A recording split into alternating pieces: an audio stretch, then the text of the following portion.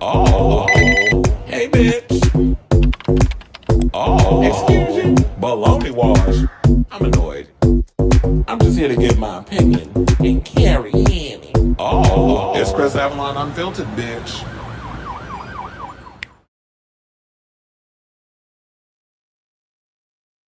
Hey y'all, welcome to Happy Wednesday. It's your boy Chris Avalon, and welcome to a brand new episode of Chris Avalon Unfiltered, a show we basically talk about all things going on in celebrity news, pop culture, hot topics, all that good stuff. So that's a show for you. Definitely stick around because we have a whole lot of tea to spill today, including Bob Iger speaking out about Thunderbolts being the first and best example of Marvel's new movie strategy, and saying that they did a little too much during the Bravo, Disney. I was thinking of Bravo because I do have Bravo news. Disney Plus. MCU stuff, like it was overbearing, which I've been saying for the longest, and people was hating, but I'm glad that the boss is actually coming out and saying what I've been saying for the longest. So that's a little vindicated, but we're gonna get into that. Plus, we got to talk about the Met Gala breaking their biggest record yet. So we're gonna get into that. Plus, speaking of the Met Gala, Bebe, Rexha, and Azealia Banks is out here fighting on social media, so we got into that. We talked a little bit about it yesterday in passing, but I got the full story. Apparently, Smokey Robinson is being sued for battery of 4 of his former housekeepers. We got to get into this whole Diddy mess, like his legal team being called out by the feds. The jury selection and how they're vetting through every little thing. I'm gonna get a little more into detail on that. We did we did a little bit of that yesterday, but the internet was working my root canal nerves. So I'm gonna do that topic over with a little extra stuff thrown up in there. So we have that. Plus, there's news on his radio play since how significantly it has dropped since the trial and all that other stuff that's been going on. Plus, I got some interesting news regarding Luigi Mangione as he celebrates his 27th birthday. So happy birthday to him. We got some more Kanye news. I'm about sick of him, but y'all need to see this clip of him and Piers Morgan. So I have that. Plus, speaking of Bravo, because I did mention them in the slip up earlier, because I was thinking about them, but apparently we have a lot of Bravo news, including shows that they are rebooting, renewing, and bringing into the fold. So we have all of that. Plus, we have a lot of Housewives of Beverly Hills news, including Sutton Stracke apologizing for the hurt that she caused Garcelle. Dorit and PK may be on the verge of losing a mansion. And I have the rumored season 15 cast of The Real Housewives of Beverly Hills. So we'll get into that. Plus, we got to get into some drag race news, including Nicole Paige Brooks revealing the queen who backed out of All Stars 10 and who Lydia Butthole Collins ended up replacing. So we'll get into that. Plus, we got some great news regarding Jiggly Caliente, posthumously. She's about to be honored, even after, it's been like a week or two since she passed away. So we'll get into that and a whole lot more. Before we get to those topics, if you could please do me a solid and hit that like button. If you're new to the show, hit that subscribe button, and also be sure to smash the notification bell so that way you know when we go live with a brand new episode of Chris Avalon Unfiltered. After the live stream is over, I will be putting in timestamps so that way, for those of you who are watching the playback, can just click over to the topics instead of sitting through all the banter that we do through the live stream. So please and thank you regarding that.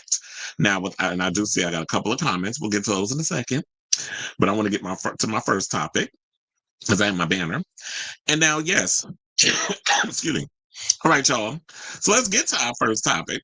And it is Bob Iger speaking out. So y'all already know I went to go see Thunderbolts. I did give my review on top of, we talked about the box office and everything yesterday, so I don't need to recap that. If y'all are interested in checking that one out, you can just go over to my channel and look up the clips and all the other stuff. That segment is there, separated from, I put it up and all that good stuff. So if you want to check that out, y'all can definitely get my full review on the movie and everything else that encompasses that.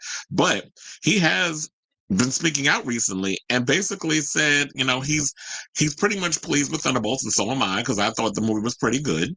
And he's calling it the first and best example of a Marvel studio that is focused on quality instead of quantity, which I really feel like is what has caused a lot of divisiveness with the MCU post Endgame.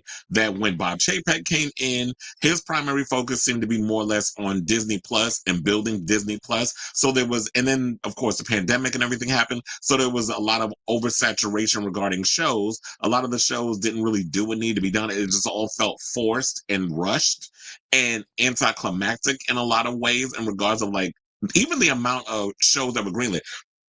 Like I really do not feel in regards to like some of the shows that 6 episodes really gets you to understand the characters and you can really flesh out enough to get the show going, because it just felt like a lot of times with a lot of those shows, including like I mean I did like Miss Marvel. I mean, with Kamala Khan. I was trying to remember the other show. What was the other show with Oscar Isaac? I was really looking forward to that being a good show, but that just felt so rushed and anticlimactic. Like it always feels like the ground gets going with the first episode. Second episode, yeah, it's like it's still cooking with gas. By the time we get to 3, 4, and 5, then it's like filler. And then y'all rush everything in 6. And I'm like, huh? And then so it just felt a lot of the shows felt a little anticlimactic when it came down to it. So Bob Iger has admitted that the company's film slate has struggled in post-pandemic times by focusing too much on quantity and not enough on quality. So the Marvel Cinematic Universe in particular hasn't restored its luster since the epic culmination of 2019 Avengers Endgame, and which I literally just said. There have been hits since COVID, like Deadpool and Wolverine, Spider-Man No Way Home, and Doctor Strange in the Multiverse of Madness. I didn't pretty much like that one, but it was all right. But success has been wildly inconsistent as tempos like Ant-Man and the Wasp: Quantumania, which I hated that movie. 30 minutes and I was just like, it was background noise to me. And then the Marvels, I did not think the Marvels was as bad as everybody made it out to be. I had a pretty fun time with the Marvels. I just felt like it did feel like after a while when you watch it back that there's certain segments in the movie that I'm like, oh, you could have omitted that. Particularly the musical scene. I did not understand why they put that little musical dance number up in there. But other than that, the chemistry between all the different Marvel women, Miss Marvels, I actually particularly like the chemistry between them. And I just thought like some of the action sequences was pretty cool. But overall, the Marvels was just a mess. But I thoroughly enjoyed some of what I saw in the movie. So I saw the potential there. And then Captain America Brave New World, don't even get me started on that. I love me some Sam Wilson. I love me some Danny Ramirez. I love me some Harrison Ford, but they all felt like they were in different movies. And to me, when I watched Captain America Brave New World, it felt more like a Hulk sequel. And I'm talking about the one with Edward Norton. It felt more like a sequel to that Hulk than a Captain America movie with Sam Wilson. It should have been something completely wrapped around him and how he's navigating in a post world of Chris Evans. Damn, I just forgot the character he played in the movie. Well, we know he was the other Captain America, Steve Rogers. So in a post Steve Rogers world where you're taking up the mantle, they should have played more into how do I navigate through this world as the new Captain America. I'm not trying to be Steve Rogers. I'm not trying to, continue what he started. I'm trying to do my own thing in this world and being a superhero, especially when I don't have the super serum that he took. So how do I navigate through this world of corporate espionage and spies and that sort of thing? That's what they should have focused on. I don't know what all that extra stuff was up in there. I think they was having an identity crisis. I think they also was having like these Trumpian type of vibes that they wanted to go with, but they got scared and didn't really want to go there because they didn't want to hear the wokeness and all that other mess. The Trump support, the 35% that they feel like is the true voice of that is like the bigger voice of America, which y'all are not. Just because y'all loud don't mean you right. So I just felt like Captain America Brave New World did not know what it wanted to be, which is why that movie didn't really do that good. So now they said that Iger views Thunderbolts, which debuted last week at 76 million, as the first and best example of the studio's new priority to make better movies, even if that means there are fewer of them. And here's the thing. When it came to them making the 76 million, I've heard some people say, oh, it's a flop. First of all, Thunderbolts has a lot cut out for them because a lot of people don't know what this movie aren't really familiar with the whole Thunderbolts thing, you bring a bunch of second-rate superheroes, which they do acknowledge, into a thing and making them sort of like these extraordinary new superheroes that are the underdogs. And I like the idea that they're going for we are the underdog type character rather than making them sort of like, oh yeah, we're these badasses like an Iron Man or a Captain America or the Incredible Hulk or Black Widow, the other one. I'm talking about Scarlett Johansson, not Yelena. So when you see like these second rate, it kind of makes us as people who are viewers relate to them more because they are the underdogs. They're seen as losers.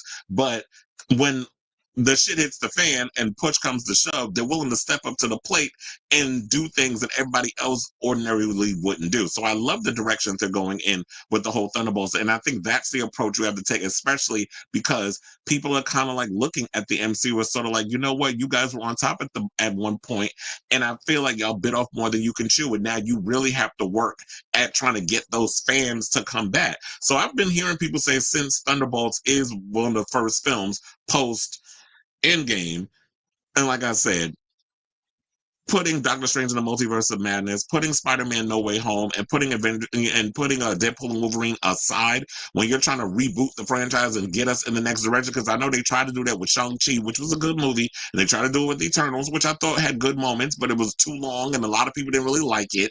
Now I feel like because of Thunderbolts, they're figuring out where they want to go. They're cooking with gas. We're getting Fantastic Four, which I'm hoping and praying does not suck because all the other ones, the ones with Jessica Alba and Ian Griffith were mid.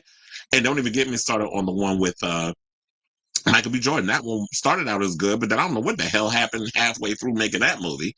And so, I like the fact that they're going in this direction. So we're getting Fantastic Four, and then we're supposed to be getting Doomsday, and then we're supposed to get the next Spider-Man movie. And then we're supposed to get, which I'm hearing is a prequel. I don't know if that's necessarily true, but that's what I'm hearing. So take that with a grain of salt until it's confirmed. And then we're supposed to get Secret Wars. And then hopefully X-Men is going to be branching out because we are getting X-Men in the Doomsday world. But hopefully this spins off a thing where we're actually going to get some finally X-Men, because it's been too damn long since we've gotten an X-Men movie. So it's about that time, in my opinion. But the question I'm trying to get to with the 76 million, I've been hearing people say that, oh yeah, we're officially back, baby, and all this other, we're back, we're officially back, and I'm like, let's slow our roll. Don't put the cart before the horse just yet. I just want to see how everything else is. Let's see how Fantastic Four does. And I'm all here for the less the better, because all we're getting this year, I think the next the next and final MCU movie we're getting is Fantastic Four. I don't think anything else comes after that. So I'm looking forward to it being just like, okay, every maybe 3 months or every 4 months you drop a MCU movie and then we keep it moving. Like, we don't need like 5 freaking MCU movies, because then I do agree, I will feel overwhelmed.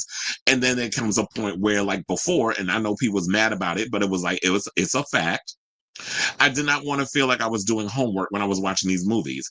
And I felt like that's what was happening. Now, in the beginning, when it was phase 1, 2, and 3, it didn't feel like homework. It felt like, okay, they could, even if you didn't see Loki season 1 or the other show that was on ABC with Agent Coulson and all of them, even if you didn't watch those other shows, they would mention a little sentence and stuff in the Avengers, and you felt like you were caught up. You felt like you knew what was going on, even though you didn't specifically or physically watch it during that season. They would just make a mention of something and say, okay, I got you. Now it got to a point where Bob Chapek was creating trying to do what he was doing with Disney Plus and investing too much in Disney Plus and less in the other movies, that it felt like to me that he was basically, damn, I lost my train of thought because I heard a noise. But it just felt like, to me, that it felt more like homework, I guess is what I'm trying to say.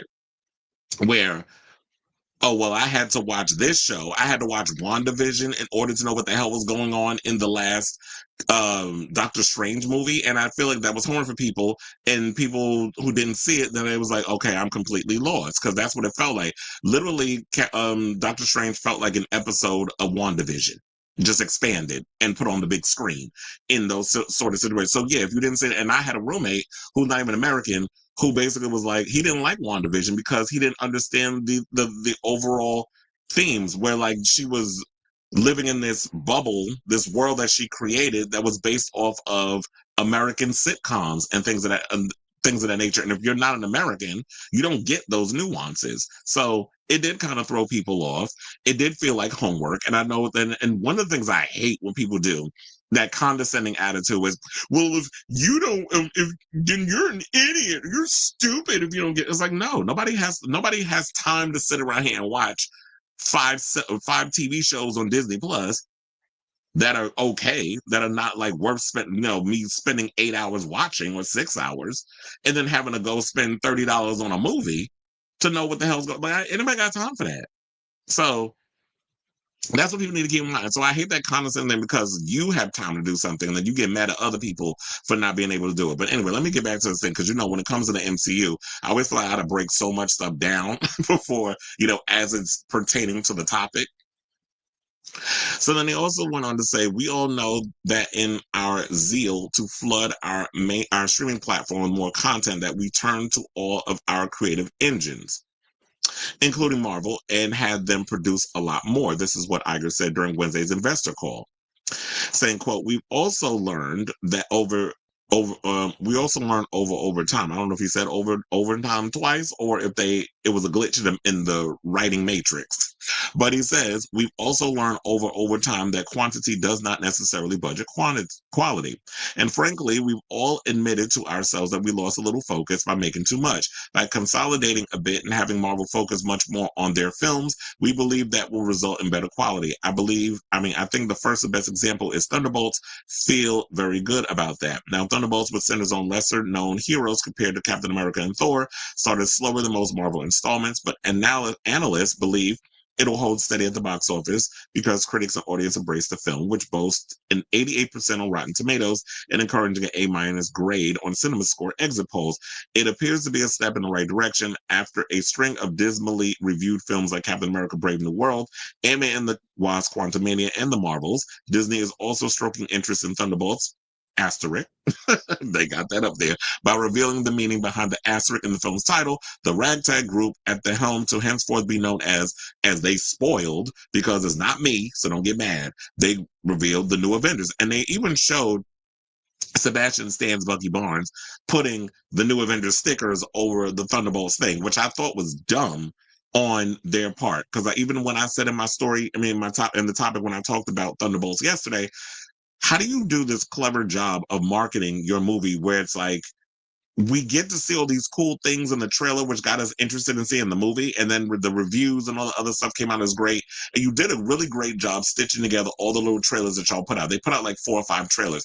But then after opening weekend, you spoil one of the biggest things in the damn film. Like, why would y'all do that? Like, it just means like you just pissed away all the marketing that you put into your film because you thought after 3 days of being in the theater, let's just reveal that they're the New Avengers. But I'm glad they didn't reveal how they become the New Avengers. But the fact of y'all knowing that that's who they are, I just thought was dumb. And I'm hoping they'll add more to the New Avengers, like Shang-Chi and a bunch of others. Because Shang-Chi 2, where the hell is that movie? That's what I want to know. So he also went on to say, I was like, wait, where's the article? Oh, okay. They also said they'll make an appearance in 2026 Avengers Doomsday. Well, if you saw like the post-credits scene, you kind of pretty much, I think that pretty much states that they will make an appearance in Doomsday based off of how they set everything up. Now, Disney has long been the dominant studio at the box office. However, it has failed in recent years to match its own stratospheric standards, at least commercially. But Iger believes the company's next 18 months will resemble 2019, a banner period for the Magic Kingdom. So he's trying to get everything on track. I'm glad that he's getting everything on track. Now, in regards of, he said that he's confident in the upcoming slate that they have. So they have Lilo and Stitch coming out. I think that's coming out. Is that this week or next week? I know Lilo and Stitch is coming. Oh, wait. Lilo and Stitch, I think, comes out the same time as Mission Impossible. So that's the same week. I think that's Memorial Day weekend. But anyway, so they have that. They've got Zootopia 2, Fantastic Four: The First Steps, Avatar: Fire and Ash. And those are the movies that's all coming out this year. Now, next year, they have The Mandalorian Grogu, Avengers Doomsday, and Toy Story 5. So That's basically what they have. And if it's not necessary, I keep forgetting that Disney owns a lot of IPs, so they don't necessarily have to focus on we've got to put out 5 or 6 MCU movies, Disney stuff. They also have don't they also own 20th Century Films or whatever it's called, because it used to be called 20th Century Fox, but now that Fox is gone anymore, now it's 20th Century, I think 20th Century Films, and then where they can just go into the IPs and we could put out an Alien movie, we could put out a Predator movie. I think they're working on an Alien and Predator movie with David Trachtenberg and Fede Alvarez. I think they're working on a little something something, and there's little Easter eggs if you see in the new Predator Badlands movie that we do see Wayland Wutani stuff interjected in that movie, in the new Predator movie. So I think they are working on like a little crossover situation. Hopefully it'll be better than the other Alien versus Predator tries, but we'll see. So I'm glad that Bob Iger is speaking out about this. I'm really looking forward to seeing all the what they've got going on with the upcoming MCU, because I am a fan of the MCU. I'm a fan of some of the stuff, even though they've kind of just chipped away at my expectations. I'm still rooting for y'all to get the success, because Thunderbirds, that's something else. Thunderbolts is a really good movie. I implore you all to go check it out. I had a friend earlier that said, "Oh no, well, I'm in this time of Sinners, I'm gonna go wait until Thunderbolts comes out on streaming." I'm like, what? No, Thunderbolts needs to be seen on a big screen. So, and I've seen Sinners twice, so there's room for both. Like, I feel like I'm going to be at the movies a lot this summer, because 2025, definitely there's a lot of movies that's coming out this year that they all look pretty good, and I want to see them on a big screen. I don't want to wait for, streaming however long it's going to take. And who knows, Thunderbolts might not even get to come on streaming. I think they're probably not going to, I don't think they follow that 45-day rule that all the other networks or studios have been following. I think we might get Thunderbolts probably in freaking August. And who wants to wait that damn long? So that's all I got to say on that. So I want to definitely hear from y'all. What do y'all think of this whole thing about what Bob Iger had to say about Thunderbolts and the upcoming MCU and what they're working on, and quality instead of quantity? And because I do agree with all of that. And I'm glad that, yes, the boss is finally saying what I've been saying for the longest in regards, like, yeah, I just feel like y'all put out way too much. You're not focusing. I think Kevin Feige was stretched a little too thin. I even heard there was a story, and I think it was other stories that they mentioned, that, yeah, they had to track, because Kevin Feige would kind of like close the blinds and go into hiding when I guess he was overwhelmed or whatever. They would literally have to track him down in the hallway to be like, okay, so this is what we got so far. Like, what do you think? So Kevin Feige was overwhelmed. There was a lot going on. I'm glad they're cutting down a lot. They're downsizing a little bit, so that way he'd be able to do his job and make sure that everything is up to par before they put it out. But it kind of makes me wonder also, so what's going on with other stuff that y'all had planned in the past? Like, what's going on with Blade? What's going on with Shang-Chi too? Like, what's happening with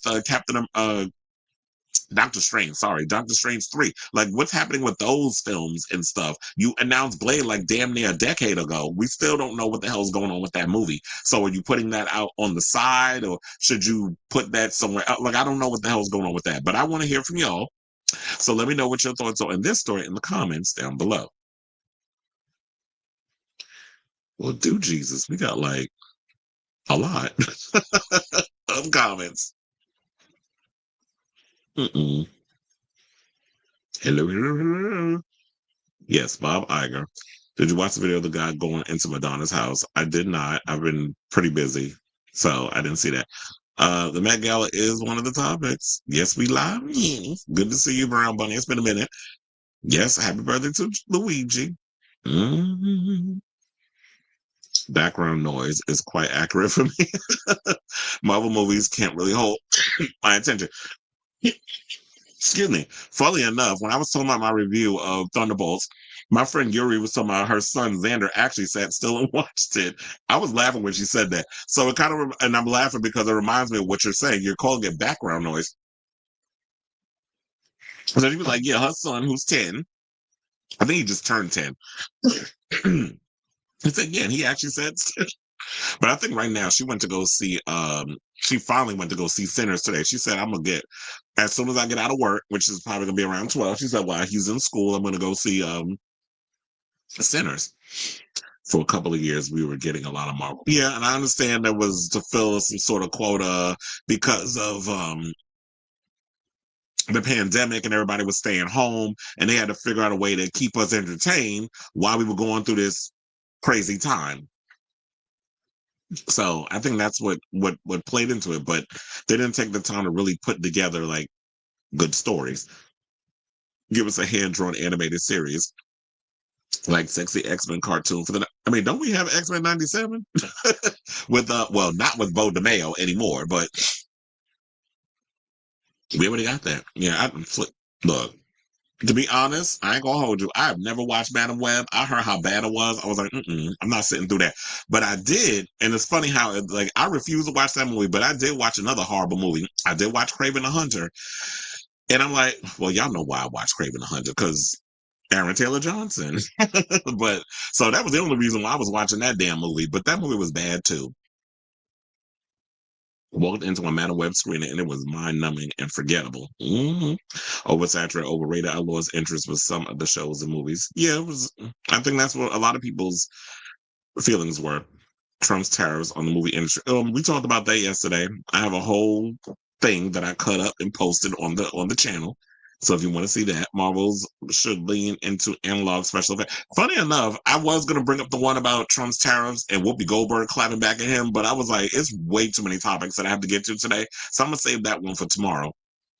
Marvel should lean into analog special effects and hire musicians to make original music. I thought they were doing that. But I don't need them making no IPs on like we don't need a Snow White movie. We don't need a Sleeping Beauty. We don't need we don't need any stop digging into your animated shit and then trying to make, your villains anti-heroes or misunderstood. Like, can y'all stop that please and come up with something original? But we don't need those. Because your movies suck when y'all do that. Hire Alan Moore to write you a queer, devastatingly original and profound superhero script. Well, shoot, I would actually, I wouldn't want to have him write it. I would like to collaborate on it. I think they need to stop the multiverse. This whole multiverse plot is just so dumb. But it's kind of got me wondering, are we waning out of that or are they going to still use this multiverse plot for Avengers Doomsday? Like, that's what I'm wondering. Because I'm like, I'm over the whole multiverse. The whole multiverse thing is just stupid. It's not working.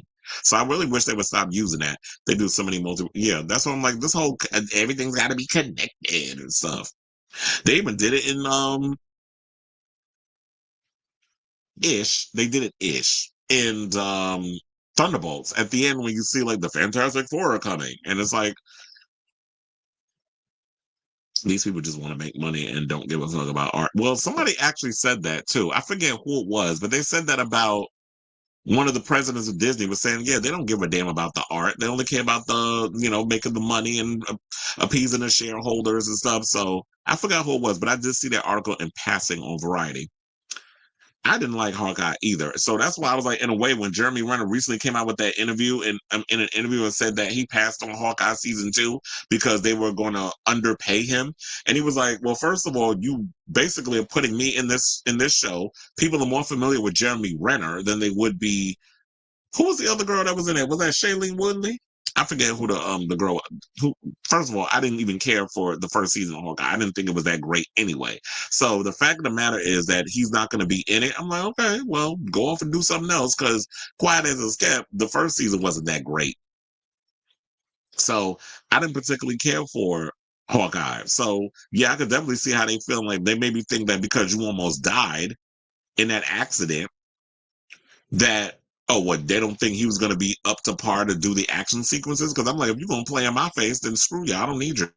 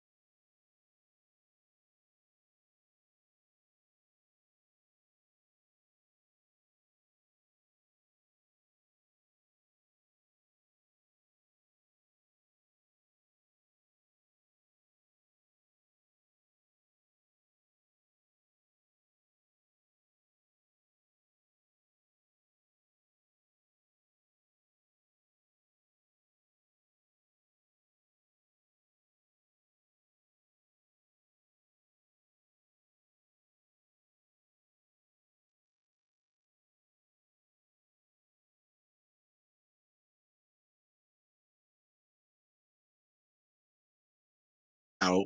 Look, okay. I was like, let's not try me again.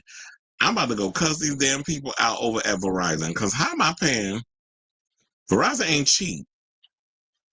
And this sucker just been acting up every damn day. It's probably because, like everything else in this country, it's all a bunch of BS, trash. Anyway, let's get back into the show. I'm glad this happened during this segment, like when I'm reading the comments, and it didn't happen while I was in the middle of a topic, because I would have been even more upset. Like yesterday when this damn shit started messing with my freaking Diddy segment. Anyway, let me get back to the comments. So I think it's safe to say that Marvel won't ever have that same pull on the industry they once had. But we'll see. But I don't think, look, everything, I always feel like nothing lasts forever, so you can't be on top forever and always. Shang-Chi too, yes. I need more Simu Liu doing Kung Fu on my screen. But look, hopefully he is in, what's that movie? I'm hoping we do see him in Doomsday. I think he is in it, right? Did they mention him? I don't remember. But hopefully he will be in it. Not John Waters. But you want to something, speaking of camp and all the other stuff, I'm so mad that I missed on Monday. I totally forgot about it. I don't know if y'all familiar with Dean Johnson, but Dean Johnson was someone who was he was like a promoter, singer, addict, but he was a business partner of my friend Daniel Nardicio. So Daniel Nardicio still does his parties and things. He owns Red Eye and a bunch of other, incentives in New York. But Dean Johnson, who passed away years ago, the mystery around his death is a mystery. But they made a documentary. Lola Rock and Rolla did a documentary on him called The Big Johnson, and I was so mad that I missed that freaking movie. They premiered it on Monday at trying to remember where actually they premiered the film in it was somewhere in the East Village. But I was upset that I missed out on it because everybody who was anybody back in those days was there, including my friend DJ Tennessee, Lady Bunny. It was a bunch of others. And I remember when I saw the documentary, I'm sitting there listening to the trailer, and I'm like, is friend Tennessee? And it turned out it was. So I'm sitting there listening. I'm like, I know that voice. And so yeah, he was in it too. So and I saw his picture online, so that confirmed everything. Way of Water prequel. What's that? I don't even think I've seen Way of Water.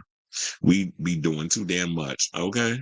And which is why I'm glad it was confirmed, because everybody's sitting out it wasn't you just don't have a good attention span.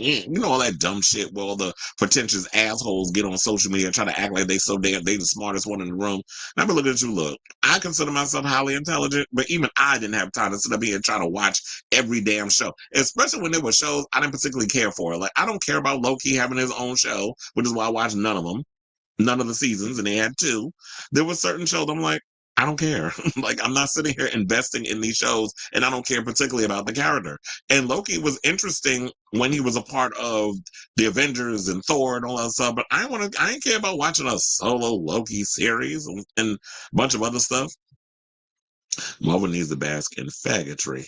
Okay, that's what I said. But it's like y'all be acting like y'all scared. But I'm like, if y'all really read comics and understand comics, comic books have always been queer coded. So I don't know where they get this idea that y'all can play up the homoeroticism in comics, wrestling, and a bunch of other things, UFC. But then but you can't actually mention it's gay. So it's like y'all know the homoeroticism is just prominent throughout comic books, these things of that nature, but don't, God forbid you actually put it in people's face, then they get mad. But I'm like, the undertones is there. Are y'all slow? I'll be on tomorrow as it's my 41st. Happy birthday. I haven't had Red Lobster in a long time. Are there even any left? I think there is one in Times Square. I haven't eaten there. And I'm wondering if I think there is a Red Lobster still. Like if you go out to Long Island in certain places, I love them Cheddar Bay biscuits. That's the one thing I love about Red Lobster. I haven't eaten there in years, but the biscuits always give me my life. My happy birthday, Haley said, "Oh, okay, it was Haley." So I knew it was. I was wondering if it was Miss Mama's from uh Sinners. So it turned out to be it is her. I like Haley Steinfeld. I didn't know she had black up in her. And I'm not talking about when she was getting hunched by one of the Stack brothers, the Smokestack brothers and Sinners. I'm talking about like in real life, because she was talking about it like when she would do interviews about Sinners. She said she do got some. You said, yes, I froze. Yes. If I could melt your heart. Mm-hmm. It did freeze. It freeze. There you go. mm Jeremy Renner. Oh, because, yeah, you said probably.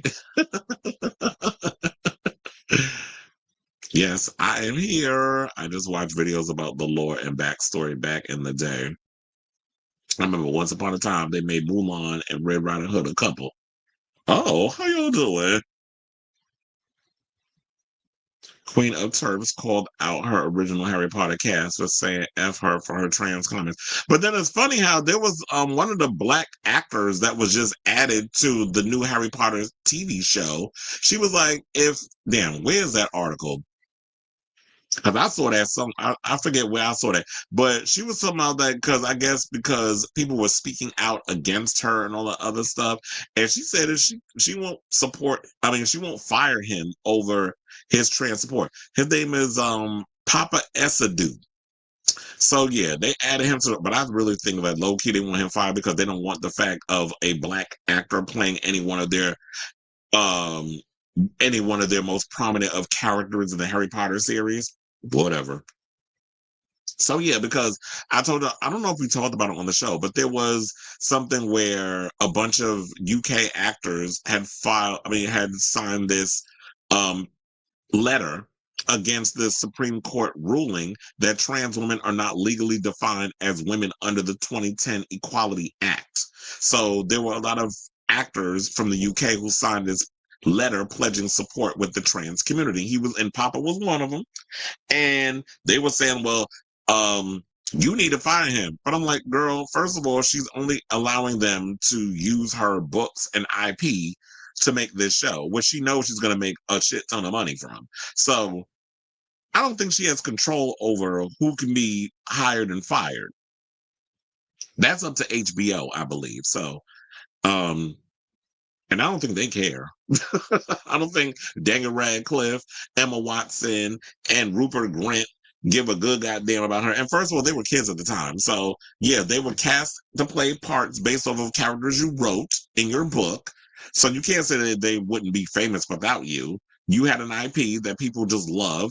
They read the books. They were cast in the thing, and it became a global phenomenon. So yeah, if you didn't write what was on the page, they wouldn't have a career. But it's not because of you that they're famous. Dumb bitch. That's a black and Filipina. Oh, I did not know that she was Filipina. I didn't know she had some Asian up in her. I made a cheddar bay biscuit. Oh, you made cheddar bay biscuits. Oh, funny enough, culinary class. I thought you went to culinary school. Funny enough, do they even still have culinary classes in schools anymore? Because I know they at one point they was doing that and stuff. I was lucky enough that I had wood shops, ceramics, all of that other stuff when I was coming up in high school. But and dance class and all the other stuff. But I know a lot of schools that don't even have that.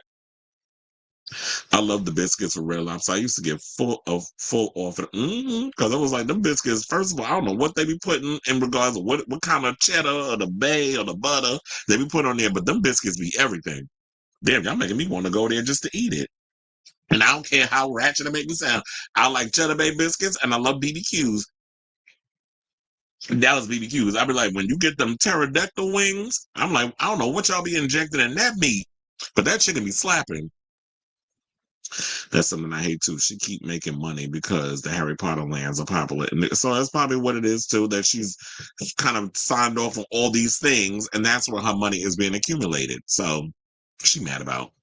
But anyway, let's get back into the show, and hopefully this damn internet don't be internet and leave me the hell alone and actually do its job. Okay, so let's get into this Met Gala news. So shout out to the Met Gala, which is breaking its record and has pretty much outdone itself. So 500 people. Case y'all weren't aware, RSVP to Monday morning's media preview for Superfine, Taylor in Black Style. Because I was like wondering when I was looking at all that stuff, I'm like, I don't know what the theme is. Even though we know we had some black coaches. Shout out to Lewis Hamilton, ASAP Rocky, trying to think of everybody off the top of my head, Pharrell Williams, and Coleman Domingo. And of course, Edna Mode, aka y'all know who I'm calling Edna Mode, Anna Wintour. So yeah, so at the Metropolitan Museum of Art, the majority appeared to show up to tour the show before it bows to the public on Saturday. Damn, now I kind of want to go to MoMA just so I can look at that. Just so I can look at the fashions. Now, beforehand, attendees got a primer about dandyism, the exhibition's undercurrent. They also were reminded by the Met's director and chief executive officer, Max Holian, that the museum is having a little party tonight, aka the Met Gala. And this year's annual fundraiser for the Costume Institute is a record breaker at $31 million, saying that was quite a jump compared to last year's total of $26 million. Holian said that after the program, as for how that happened in such economically and geopolitically shaky times, he said the level of support, enthusiasm, and importance of what we do is significant, especially this show, which is not only a celebration of Black designers, but it's also a statement. It's an important exhibition about history that all comes to the fore. That's what a lot of our supporters felt, that it is meaningful and important. And I always say, always been on Black. I hope there's not a situation where it's like, okay, well, because the Met Gala was doing okay in the past and fashion is kind of feeling a little stale at the moment, that, yeah, let's go pander to Black people so that way we can get that jolt that we need. Because at the end of the day, and I know it's no shade, but I mean, especially with Sinners and everything coming out, Black people are always at the forefront of everything, whether it's music, whether it's culture, whether it's fashion, whether it's art. It always stems from Black people, and not only just Black people, but Black queer people. And that's one of the things I was a little upset about with Sinners, is that there was no Black queer culture even added up in there, because that was prominent in the South as well, especially in the 30s. Especially when you talk about juke joints, there was a lot of queerness that was going on up in the juke joints as well. I mean, we saw that in The Color Purple. So if you saw that in The Color Purple, then you know that it was going to be prominent in those days, especially when you talk about sin and hedonism and all that other stuff, where Black people just sweating out their perm. Well, they didn't have perms in them days, but you know what I'm saying. So kind of bringing all that up in there and knowing that cultural history, of course they had that up in there. And then when you saw a lot of the women in like the suits and the top hats, that was a play on the Harlem Renaissance. Hence why when you saw what Madonna was wearing with her suit, that was playing a lot up into the Harlem Renaissance. And if you know about the Harlem Renaissance, it was a lot of Black queer people that were at the center of that as well. Um, so now they said, and the Met Gala is just an outstanding place to be connected. So we see continuously growing support of that. Adding, and this is what Holian said, adding that the gala's fundraising allows the Met to not only operate the Costume Institute, but also to further expand on the stories that it wants to tell and the collections that it needs and wants to preserve. So yeah, while you got a certain idiot in the White House that's trying to dismantle everything and remove all kinds of art and stuff, the one thing, if you go, oh, I'm going to do an executive order to go against the Met Gala, first of all, you can't do that, because what you cutting off and stuff, this is all from donations. So when you have celebrities paying hundreds of thousands of dollars for a damn table, what control do you have over that, sir? You don't. So if you're even thinking about trying to go up in there with your mess, that's not going to happen. So you can screw up whatever you plan on doing with the Kennedy Center, but you don't have no powers over at the MoMA. So now they said that Condé Nast chief content officer and Vogue's editor-in-chief, Miss Wintour, has been leading that charge since she started co-chairing the Met Gala in 1995, with the exception of the 1996 and 1998 events. In 2014, the Costume Institute was renamed for Wintour. Condé Nast provides support for the Met Gala, but Louis Vuitton is the year's lead sponsor. So Tom Brown, Tory Burch, Jacques Agboblé, Stephen Jones and Jeffrey Banks are among the designers in the crowd, as well as Tony-winning costume designer Didi Ayate, the CFDA's Stephen Kolb, Condé Nast Chief Executive Officer Roger Lynch, and models Abdu Ndoye and fashion historian Lana Turner. Lana Turner? I was like, is she dead? But she's a historian, not the actress.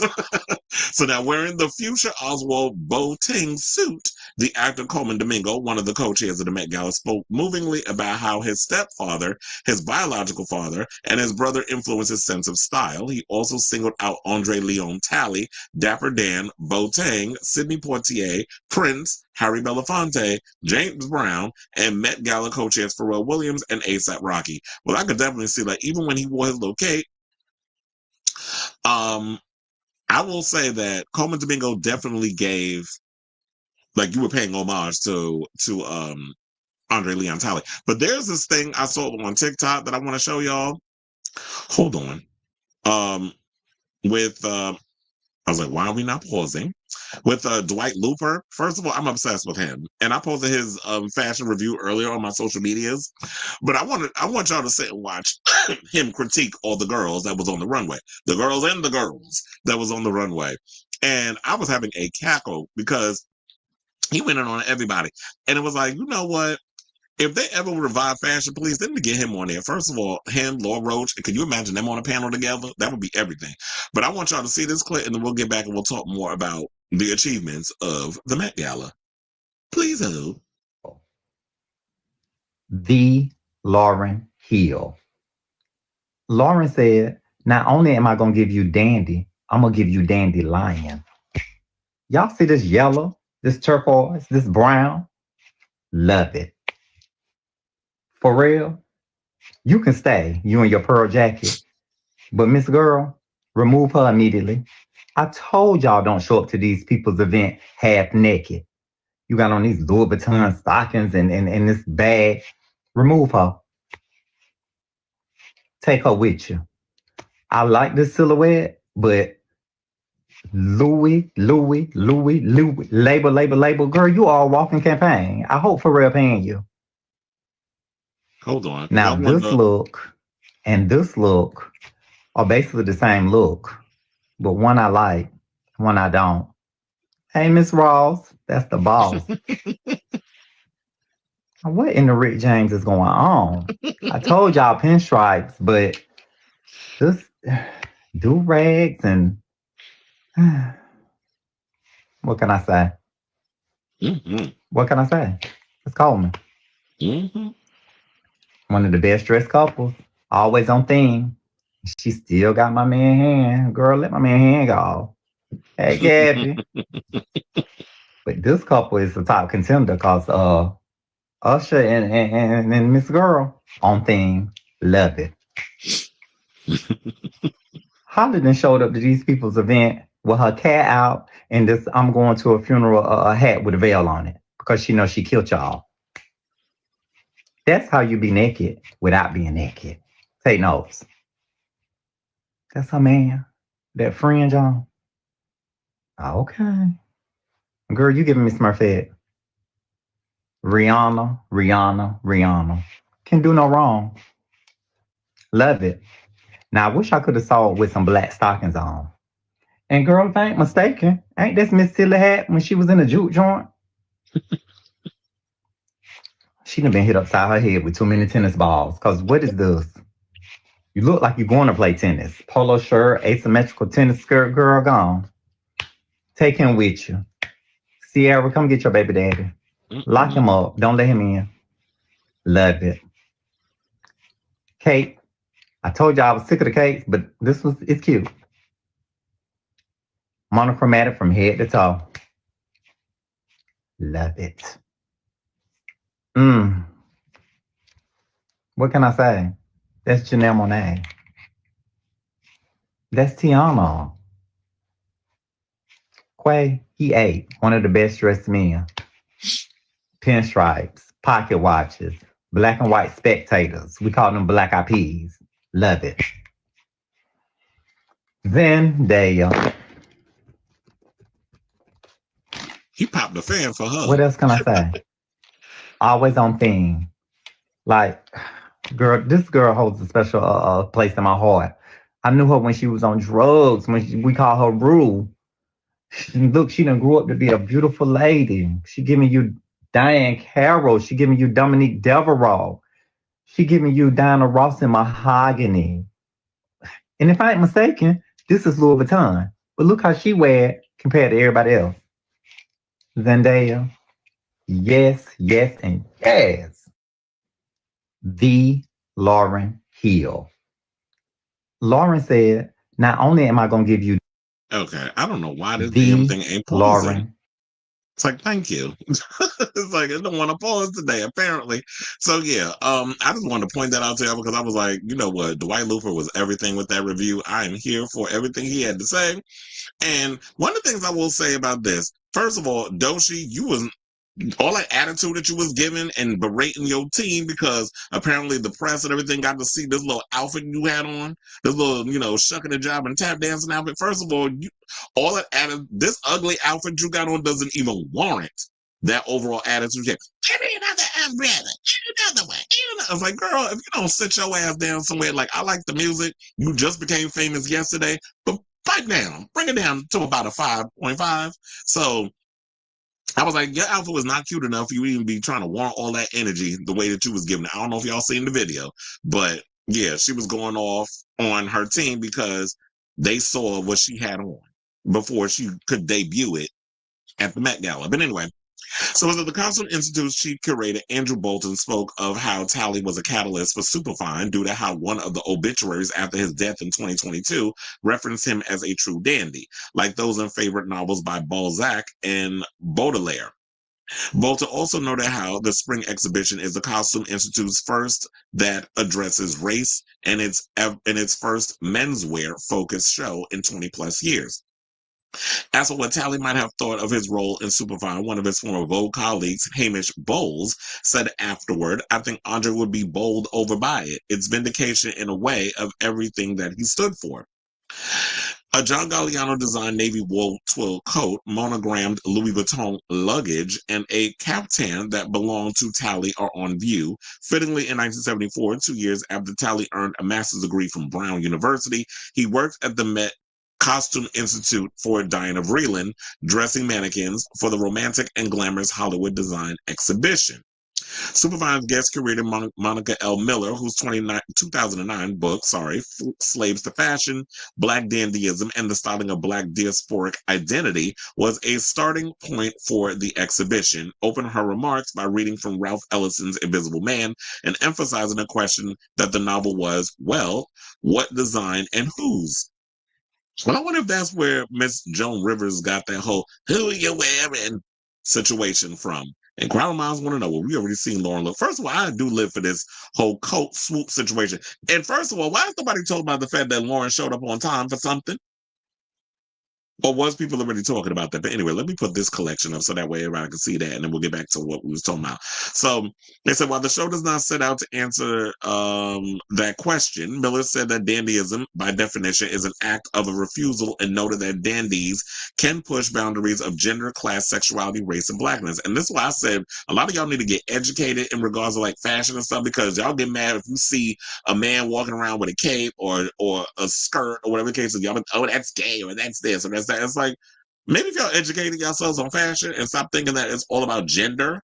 That's what I loved about dandyism, is the fact that, yes, you can push the boundaries. And I always thought fashion should be about pushing the boundaries of gender. And when you wear certain outfits, like when men wore heels back in the day, or men wore skirts and things of that nature, what would be done design or be considered a skirt, that was more or less about social status. It wasn't about, like, if a man wore a wig and some heels and shit, it was about social status. It wasn't about gender and all the other stuff. So if people educate themselves on the history of fashion, they would know that. But y'all get so caught up in gender constructs and worry about stuff looking gay or whatever the case is, that it's like, you sound dumb.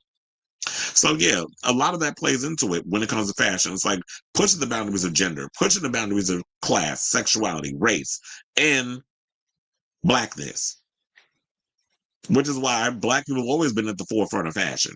You may not know it based off of our history consistently being erased, but I'm glad that we have situations like this, and I hope they keep it up yearly, where people are actually given the education of how Black, not only Black, but Black queer people have played a prominent role in fashion, design, and culture.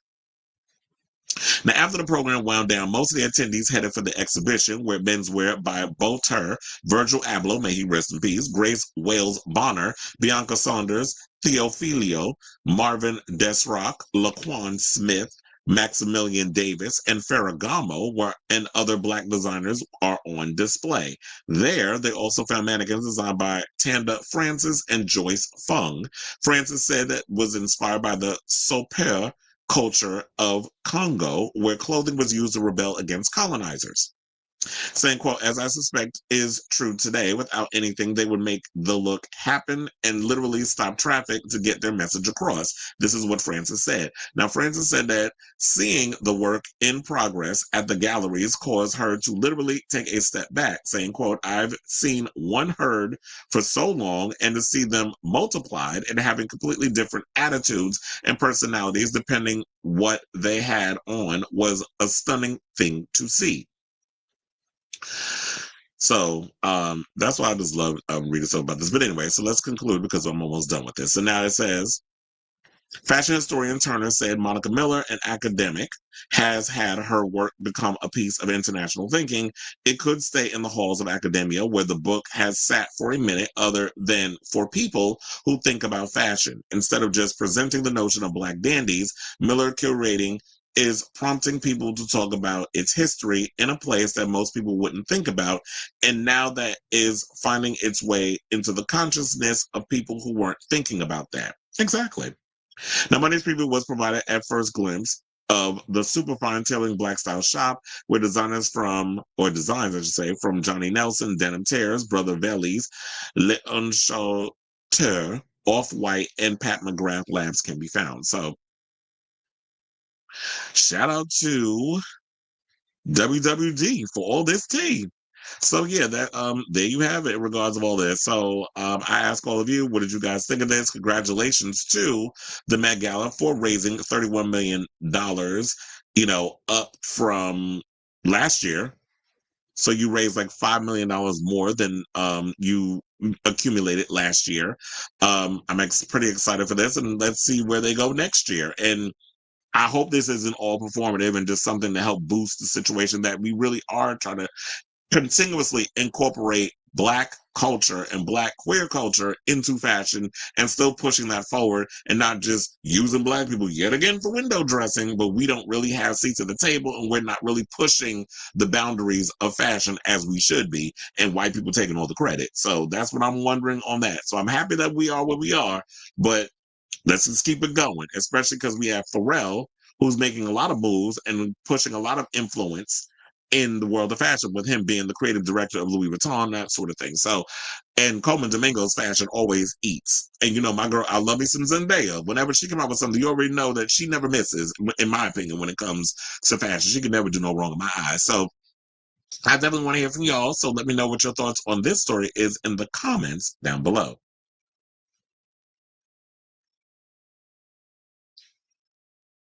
All right, you said, let's see where we're going.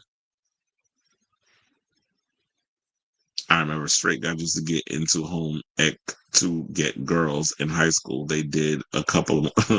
mm-hmm. LeBron James. Dinah Ross said that was her first time there since 2003. And funny, and her son was there. Shout out to him. Ashley Simpson, husband. And also, she had on the same outfit as Megan Thee Stallion, which shout out to Megan, because Megan went and snuck in her phone. Did y'all see the videos when she was taking pictures with Angela Bassett and everybody, and then was taking pictures of her eating like the hors d'oeuvres? Which, when that took me back to the time when I went to the RuPaul's Drag Race season 17 premiere. I was like, one of the things that I love about going to these type of events, the hors d'oeuvres be slapping. They be coming up with some weird concoctions. I'd be like, oh my God, this is actually good. So, when you get to these events, they do be serving when it comes to the snacks. Why wasn't Lil Nas there? I would have expected him to go all out. Yeah, I don't know. I don't know what's going on with Lil Nas X right now, even his career. Any thoughts on Doechii being... Oh, I did talk about that. Put in the comments. Any thoughts on Doechii being rude to her assistants? I think she was just pointed in her dialogue and then making it look like something it's not. I mean, I know she was pissed off because it's like, well, damn. And look, she's not the first one to actually try to hide what she's wearing. Hence why I thought what Rihanna did was smart. She showed him her little regular blue ensemble that she did not wear on the carpet, walked herself with the umbrella Ella, A, down to the Met Gala in her regular outfit, went inside, changed, came back out, and you saw her in her closing outfit. I know everybody can't do that, but there needs to be a way that I guess, because I know like the girls want to come and show the element of surprise and don't want the people that's outside the hotel to be getting all the pictures before they can get to the thing. But I understand it was like she was trying to come out, the press was all there, she was pissed. I'd have been mad too, but she was doing a little too much. I'm like, girl, calm down. Harlem Renaissance artists were very queer and cosmopolitan. Okay. Her look was also not worthy of hiding that damn white. That's what I said. I was like, first of all, that outfit was ugly. It literally looked like you was giving alfalfa teas in that whole outfit. It's like, girl, wasn't nobody like, I could understand if it was just like something crazy. Like if you was giving Simone from Drag Race with your look, but no, you were just giving dum, dum, dum, dum, dum, dum, dum, down, down, down, like you was giving Sanford and Son. Lauren giving not Easter. He said, yeah, I saw Doja Yellow from inside the box, like all of that abuse to hide them little rascals. Look, okay. And it's funny, I said alfalfa, here you go putting in the little rascal. I tell you, I've been reading the comments one at a time. That mid anxiety track. She should drop a track called Employee Abuse. Okay. hmm Give me another umbrella. And another one, and another one, and another one. 24 carats. It said dandies were queer as hell. Okay. No, Lauren Hill being on top. Okay, exactly. Someone says she been going out more since Roberta Flack and Angie. Okay. She's like, yeah, I'm still here. Here. She want to remind you hoes that yeah, Miss Miss Ross is still around. I'm not dead yet, but I'm still around. Me and Miss Patty. And Pat LaBelle, she on tour with a bunch of other chicks, Stephanie Mills and Shaka. What you gonna do? What you gonna do? You know, that's how Shaka be out here singing now. She be mumbling her damn lyrics. Her and who was the other one? I know it's four. I can't remember who else. No, I know it ain't Anita Baker. Her ass ain't never gonna show if it was her. Um, but anyway, let's move on. I was like, what we talking about? Oh, we still in the Met Gala. But this time, with the Met Gala, the girls is fighting. So yeah, Azealia Banks is out here starting her mess again. This time she decided to go in on Miss Bebe Rexha. And then in addition of her going in on Bebe Rexha, Bebe had to come out and with some sad news because Azealia Banks are not about her damn business because as usual, she always outside the club trying to get in. So the singer 35 made a heartbreaking confession after her Met Gala appearance became a target for body shamers. She excitedly shared photos of her outfit, which consisted of a curve-hugging Kristen Siriano gown and grand tulle skirt on social media, meaning it was my first Met Gala. And y'all already know Kristen Siriano is always going to go out for the big girls. He always makes outfits and stuff for women who aren't like a size 0 or a size 2. So yeah, that was the outfit that he made for her. But I don't know where y'all been. Bebe Rexha always kind of been a thickums. Her waves always kind of fluctuated. So I don't know why this is new to Miss Azealia. So now Azealia, who's 33, who was not at the gala, well, duh. She can't even get into the damn Grammys. What makes you think she's gonna get into the gala? First of all, not even the Grammys. Her ass couldn't even get into the goddamn Soul Train or the BET Awards. How you think she getting her ass up in the gala unless she paid a ticket to go see? I'm wondering, do you gotta pay for MoMA? I'm thinking it might be free, but anyway, it's been so long as I've been. At the Met Gala, she probably gonna have to wait to see the exhibit, you know, when it's a full-on public situation, because she ain't getting her behind in no regular gala on the red carpet with the girls. She got to go as like the public. So yeah, so she took to social media to give her assessment of the I'm Good singers look, saying, sis, give me hormonal birth control implant or something. This is what the Ice Princess artist wrote on Twitter. It's giving me implant on new girl. Did you actually she Googled this shit so that way she can sound so damn smart on social media? It's giving implant on Nuvaring. She needs removed or depot shot that needs to stop happening. I'm not even trying to play her. Yes, you are. In a sensitive post, Rexha revealed the tragedy behind her weight gain. She said, I'm so tired of people commenting on my weight, is what was reported by Page Six. I have PCOS, which is polycystic ovary syndrome, and struggle with infertility. This is what the singer explained. Weight gain is a common side effect to the condition, according to WebMD. She then revealed the devastating loss she had experienced. She said, I got pregnant and it didn't work out, and I've been carrying that pain in silence. I never owed anyone the truth, but maybe now you'll think twice before commenting on someone's body. Well, you talking about Azealia Banks. That bitch don't never think. She always gonna come out and say something about somebody when nobody asked for her damn opinion. The Billboard Music Award winner responded specifically to Banks, writing, and you might want to jump on some type of therapy, sis, adding that an antidepressant, Lexapro, worked great for me. Something that helps with the deep-rooted sadness and chaos you keep projecting. Healing looks good on everyone. Try it. Now, Rexha did not mention when the loss occurred, nor does she need to. I would say that I added that in. It's like you don't need to know who stuck their dick up in her, shots of sperm up in her, and everything connected, and the baby was coming. You don't need to know all of that. You don't need to know when the miscarriage happened. You don't need to know when she started her mornation. So she just revealed that that's what that was. Like, yes, my weight has been fluctuating. I have this thing that happens, which is and I don't know what polycystic ovary, I guess it's just issues, I guess what it's called polycystic ovary syndrome. So she's got issues with her ovaries. But when you hear cystic, well, I've been thinking about that means you grow cysts on your ovaries. And cysts, I always think like, doesn't that equate with cancer? So the fans jumped in because like, yeah, when you reveal something like that, you're already going to hear like you're going to get comments from the fans. So one person, I'm sorry for your loss. An hour later, Rexha returned to the platform, writing, okay, I'm going to go and enjoy my day now. Have a good day, everyone. Love you. Now, petition to leave BB Rexha alone was what another fan penned. Another person, they just show like their love and support for her. Some people went in on Miss Banks and said that she needs to be banned ASAP. That what's with the body shaming.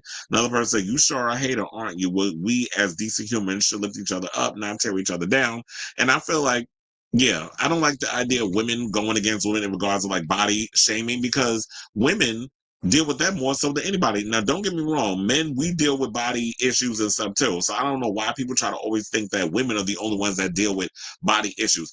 Men, could I even say homosexuals? Or would I even have to go there? Because I think straight boys do too. But sometimes I be kind of side-eyeing these little straight boys because I'm like, oh, y'all really straight? Because I feel like, when people always say like men work out for men, that a lot of women don't care about having a man having a perfect body. This business, it's funny enough, I didn't even think this would be entertaining of a story, but I'll bring it up now. So there's been this recent story that was going around since we talking about musicians. Ollie Murs, who's like a popular UK pop star, he showed off his dramatic weight loss. And a lot of people were saying like they don't like the ripped version of him. They preferred the version of him. There was two pictures. One on the left had him like with his other body where he wasn't shredded, and he still looked good there. Like, yeah, there wasn't like a six pack, but the body was fine. It looked like a regular average body. Like he works out, but he still like to get down and eat a good plate of food when need be. But he'll hit the gym when he needs to, which is how my body usually is. That's my body. His that was on the left, which is I like a good home cooked meal. I will eat me a plate. I'll eat down, but I also hit the gym and maintain it. Whereas the picture on the right was like, okay, it looked like you just be counting every goddamn calorie. And I think that in relationships, people don't want to be dealing with that. Me, if I'm in a relationship, I don't want to have to be eating, and then my man sitting up there like, you gonna eat that? Hell yeah. And what of it? I'm gonna eat that last piece of pie that's sitting there. I'm gonna eat all of it, even the crumbs. And you better not say nothing. And I mean everything on the menu is including thank you and please come again. So don't come for me when it comes to the food, because I'm a foodie. Which is why it's like I could never be that person where it's like, but I can't say I would never be that person because once upon a time I was that person when I was I feel like the best shape of my life when I think it was in my late 30s. I was thinking like 36, 37. When I was eating, when I was like working out of the UFC and all the other stuff and doing the MMA and all that other stuff and eating this, counting calories and the Caesar salads and the brown rice and vegetables and all that other stuff. That was like, you're getting the compliments. Oh, you look great. Your hormones is raging. I was having the best sex of my life. Not that I'm not having that now, but back then I was just like, I was a whore during that time because it was like when you got the body and the men are coming at you and all this other stuff, it's like you attract that energy and that attention. But there came a point I was like, look, I like to eat. I don't want to be cranky. I don't have an attitude. So yeah, the body shaming, it can be a bit much. So I think like people just need to be aware of that because you never know what people are going through. So Azealia, go play in traffic. And usually, as I've said many a time, we talk about this broad on this damn show. I wish she would focus more on getting her stuff together, as in her career, and focus on that rather than always trying to read other celebrities who are living their best life and doing what they do out here in the world. Because does she make money off of just talking mess about other celebrities? Because I kind of wonder that. Like some people do, where if you post something on your social media, depending on how much interaction and traction you get, you do get paid off of that. Like I wonder if she does. Or maybe she need to come out with a podcast or whatever.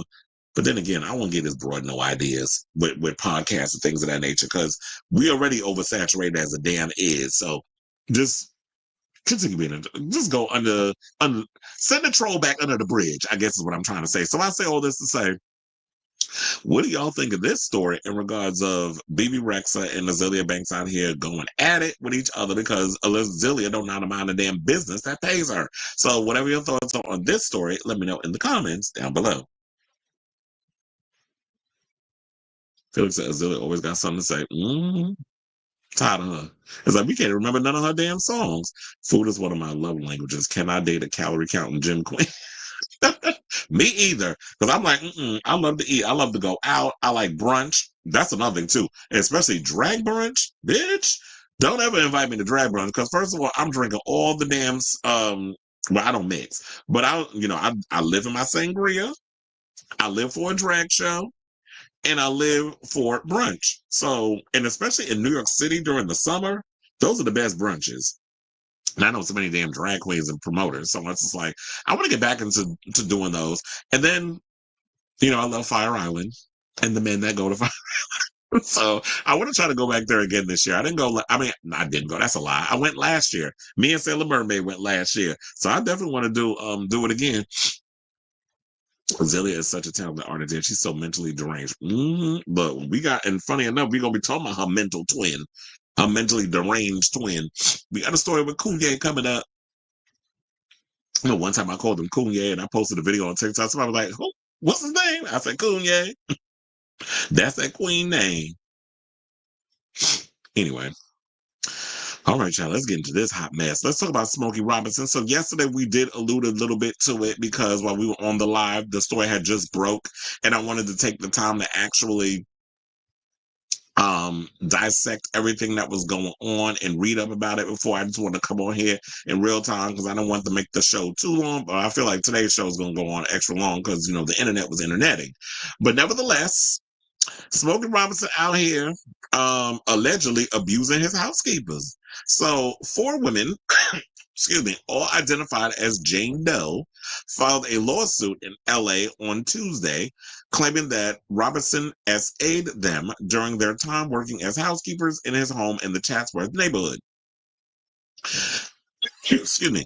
The complaint, which had been reviewed by Entertainment Weekly, also accuses the singer of assault, false imprisonment, intentional infliction of emotional distress, negligent infliction of emotional distress, gender violence, creating a hostile work environment, and several labor code violations.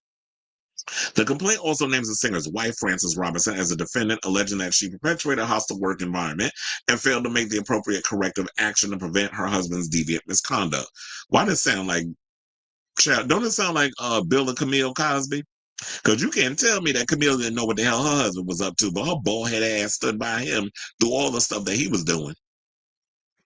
Which I'm hearing that Bill ran out of money. He probably had to sell that. The word on the street is he may have to sell that brownstone that he living out in I think in Brooklyn because Miss Mama's is out of coins. Because ain't nobody watching them Cosby Show reruns, and that's the only thing I'm mad about is that I want the Cosby Show reruns. I love the show. I don't particularly care for Bill Cosby and his little shenanigans, but everybody else is suffering. And me and my nostalgia bag with a different world being on, and with living single and all the other stuff, I need my Cosby Show. But anyway, let's get back to Smokey. I don't know. I went on this Bill Cosby tangent. But anyway, so the plaintiffs are seeking at least $50 million in damages, saying, quote, "We believe that Mr. Robinson is a serial and sick R word and must be stopped." The plaintiff's attorney, John Harris, said at a press conference on Tuesday. When asked about the amount of damages, the lawyer responded, quote, "We want to get his attention. It's a serious matter, and the assaults against these women were horrendous and despicable, hence a big number."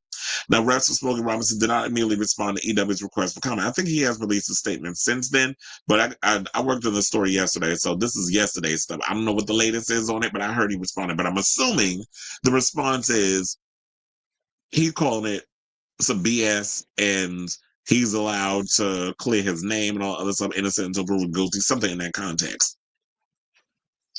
Now they said, quote, our four clients have a common thread. They're Hispanic women who are employed as housekeepers by the Robinsons, earning below minimum wage. This is what Hayden said at the press conference. As low-wage workers in vulnerable situations, they lack the resources and options necessary to protect themselves from SA throughout their tenure as employees for the Robinsons. Jane Doe number 1 worked for the Robinsons from January 2023 to February 2020. Oh, so about a year to February 2024, according to the complaint. She claims that Smokey Robinson SA'd her at least 7 times. Well, goddamn. The complaint claims that Jane Doe number 2 worked for the couple from May 2014 to February 2020. And that during that period, the musician's brutal sexual advances became constant and even predictable after 2016. The suit alleges that Robinson would summon Doe 2 to areas of the home in the blind spots of his closed-circuit cameras and ultimately SA'd her at least 23 times.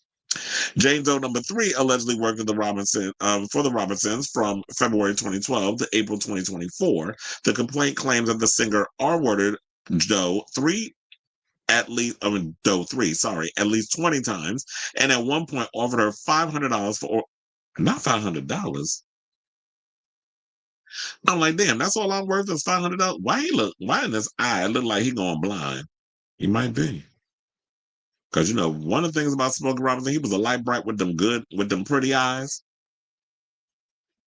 But anyway, so the lawsuit also alleges that Jane Doe number 4, who says she worked for the couple from October 2006 until April 2024, was first SA'd by the singer at his Las Vegas home in 2007 and again at his Bell Canyon residence in 2019. Doe 4 claims that Robinson also R-worded her at his Chatsworth home.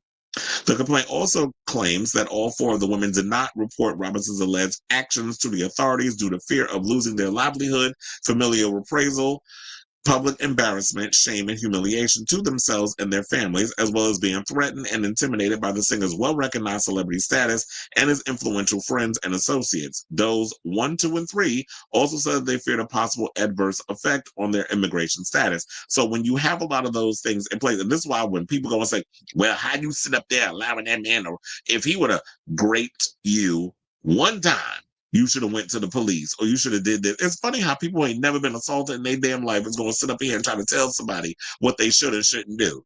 When you are someone who's in a situation of vulnerability, maybe let's say, for example, they visa status, they aren't legal in the United States. And you already know, not saying that let's be clear.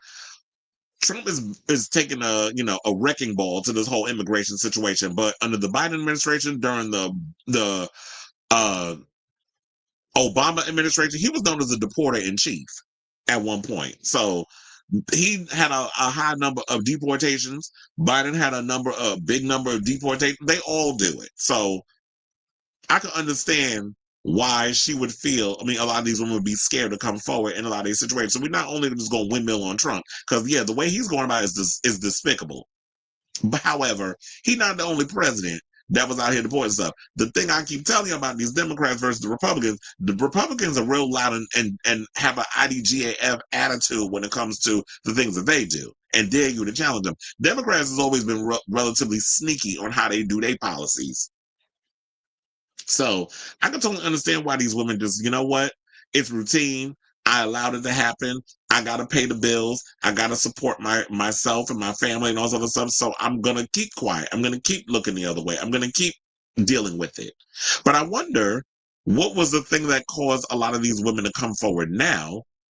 Whereas back then, this is what they were worried about. What was the wits in part where they were fear? Why is it that you no longer fear losing your livelihood, your familiar reprisal, the public embarrassment, the shame and humiliation, all it, and how you felt like you would be threatened by his celebrity status and the fact that, yeah, a celebrity of Smokey's stature, where we would all look at him as like, nah, I don't see Smokey doing that. Like, we ain't never heard nothing about him doing no crazy stuff. Like I don't believe it. Like, when you get in that status and then he goes and says, well, because people believe that side of me, whereas, oh no, he would never do something like that. Because y'all said the same stuff about Bill Cosby. And some of y'all still saying that mess about Miss Shangela. Anytime when y'all be least thinking like, oh no, they wouldn't be capable. Child, trust and believe, you don't know what people are capable of, regardless of their stature, their size, or how they look. Stop always assuming because that's confirmation bias or that sort of thing. Just because somebody looks a certain way don't necessarily mean they're not capable of doing crazy things when they back up against the wall, whatever the situation may be. So with him thinking in that context, or people thinking in that context, he could run to people in his neighborhood, especially if you live in a rich neighborhood. I don't know Bell Canyon or Chatsworth. I don't know like what type of neighborhood that is, but if it's in California and the celebrities living out there, I'm assuming it's got to be in the same conversation of like Calabasas or something, or maybe Beverly Hills or something of that nature where rich people live. But yeah, he could run over like, don't hire this person because they steal or they do this or they do that, even though that's not true. He can go over and tell them, oh, yeah, because I'm sure when you're in a neighborhood, word gets around, this sort of thing. He can go over and lie and be like, yeah, that person is a thief. I had to fire her. Don't give her a job. And then, excuse me, what else are people of her stature going to do? Well, all you have on your resume is that you're a housekeeper. So I can understand all of that. Now, in addition to the allegations of the musician's misconduct, per the complaint, all four women also accused Frances Robinson of creating a hostile work environment and using ethnically pejorative words and language. They also accused both Robinsons of refusing to provide lunch or rest breaks during their employment, as well as failure to pay minimum wage and overtime wages. So if you got all that proof, we'll see if you can bring all that to the court. Not with the grape stuff, but if there's any kind of proof that you were not paid overtime wages, that sort of thing, if they were late on payments and they didn't pay you when they were supposed to be paying you, if there's like a specific time of the month that you get your your payments or whatever the case is, if it's weekly, if it's bi-weekly, I don't know, or if it's daily. Like they pay you based on when they have you come over to clean. I don't know what the arrangement is, but if you have a way to prove all of that, then let's see if you bring all that to the courts. So that's all we have on this so far, but I'll definitely be keeping abreast of this Smokey Robinson story as it develops. I'm like, child, we can't have nothing out in these streets. Shannon Sharp being a hot ass mess, Diddy on trial, probably gonna be in prison for the rest of his damn life. And now we got Smokey Robinson out here smoking more than, I don't know if he smoked, but he out here just, putting his pole up in women other than his wife, and the wife looking the other way and being in on it allegedly. So yeah, I'll definitely keep abreast of the story as it develops. I definitely want to hear from y'all. So let me know what your thoughts on this story is in the comments down below. All right. So let's see, what is the people talking about? Because I got a couple of comments. mm,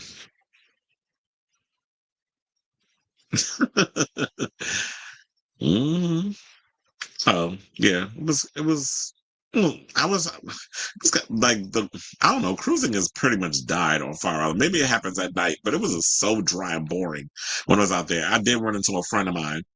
Hey, Adam, well, I ran into a friend of mine and his penis because the minute he come out there, I see all that dick swinging, and I'm sitting there looking like, okay, and then I see him getting close. I'm like, wait, is that my friend? And it damn sure was. Because he likes walking around, it's the nude beach. It's clothing optional. But it was like, look, when it comes in, he got a big one, so he gonna let that meat just swing and swing and dig.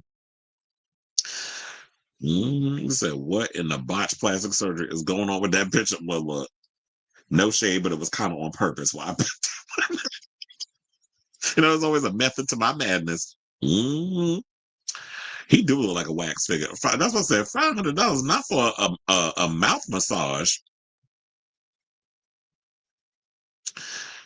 Talking undocumented workers, and that's why I was like, I don't know why it's so hard to believe that. Like, I understand, like, some people on face value, but they 20 times. Like, after the first couple, I'd be like, oh hell no. But when you're a person, people need to realize when it comes to sexual assault, forgot SA because algorithms. SA, a lot of times they target people who they feel will not speak up. So they target, like, when you see people go after children and molestation, that sort of thing. You target people who that you want to silence them or be too scared to speak up. You choose, it makes perfect sense why somebody would choose an undocumented worker. Because, like, if they speak up, they have no, first of all, they feel like they're already powerless working a housekeeper job for rich, elite people. And then number two, if you're an undocumented worker, you feel like, oh, I could do whatever to you and you can't say nothing because I can make you disappear like that. Like, you don't have to. I put myself in the mind of these sadistic ass people just because I've always, like I told you, I've always been curious and interested in, like, how these people think. Sociopaths, serial killers, like things like I watch a lot of documentaries and ID channel type stuff and why people think the way they think, like Jeffrey Dahmer and all that other mess. So yeah. We didn't hear about Bill Cosby. Yeah, and funny enough, there was always rumors going around about Bill Cosby, but people just didn't care or want to hear it. Same thing with R. Kelly. He was doing his dirt for 30 some odd years until people were ready to hear it. Same thing with Diddy. He been doing his dirt for 30 some odd years until people were ready to hear it. Funny how it's an ongoing theme with this. Yes, most undocumented workers are not only exploited financially, but many times sexually exploited as well, since they are more vulnerable. Exactly. So I don't know. So that's why it was irritating when I was hearing people talk about this yesterday, and they were side-eyeing like 20 times. I don't get turned. I was like, yeah, because your ass, quiet as a scared. Let me not go there because I was gonna say, looking at you, ain't nobody trying to rape your ass.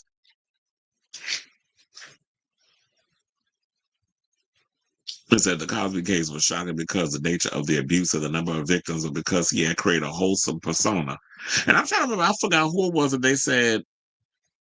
Oh, I know it was Jennifer Lopez's um, producing partner wrote a book and said that she had made this achievement or whatever, and she was gonna go, and Bill Cosby congratulated her, wanted to come and broker this deal, whatever, at his hotel room.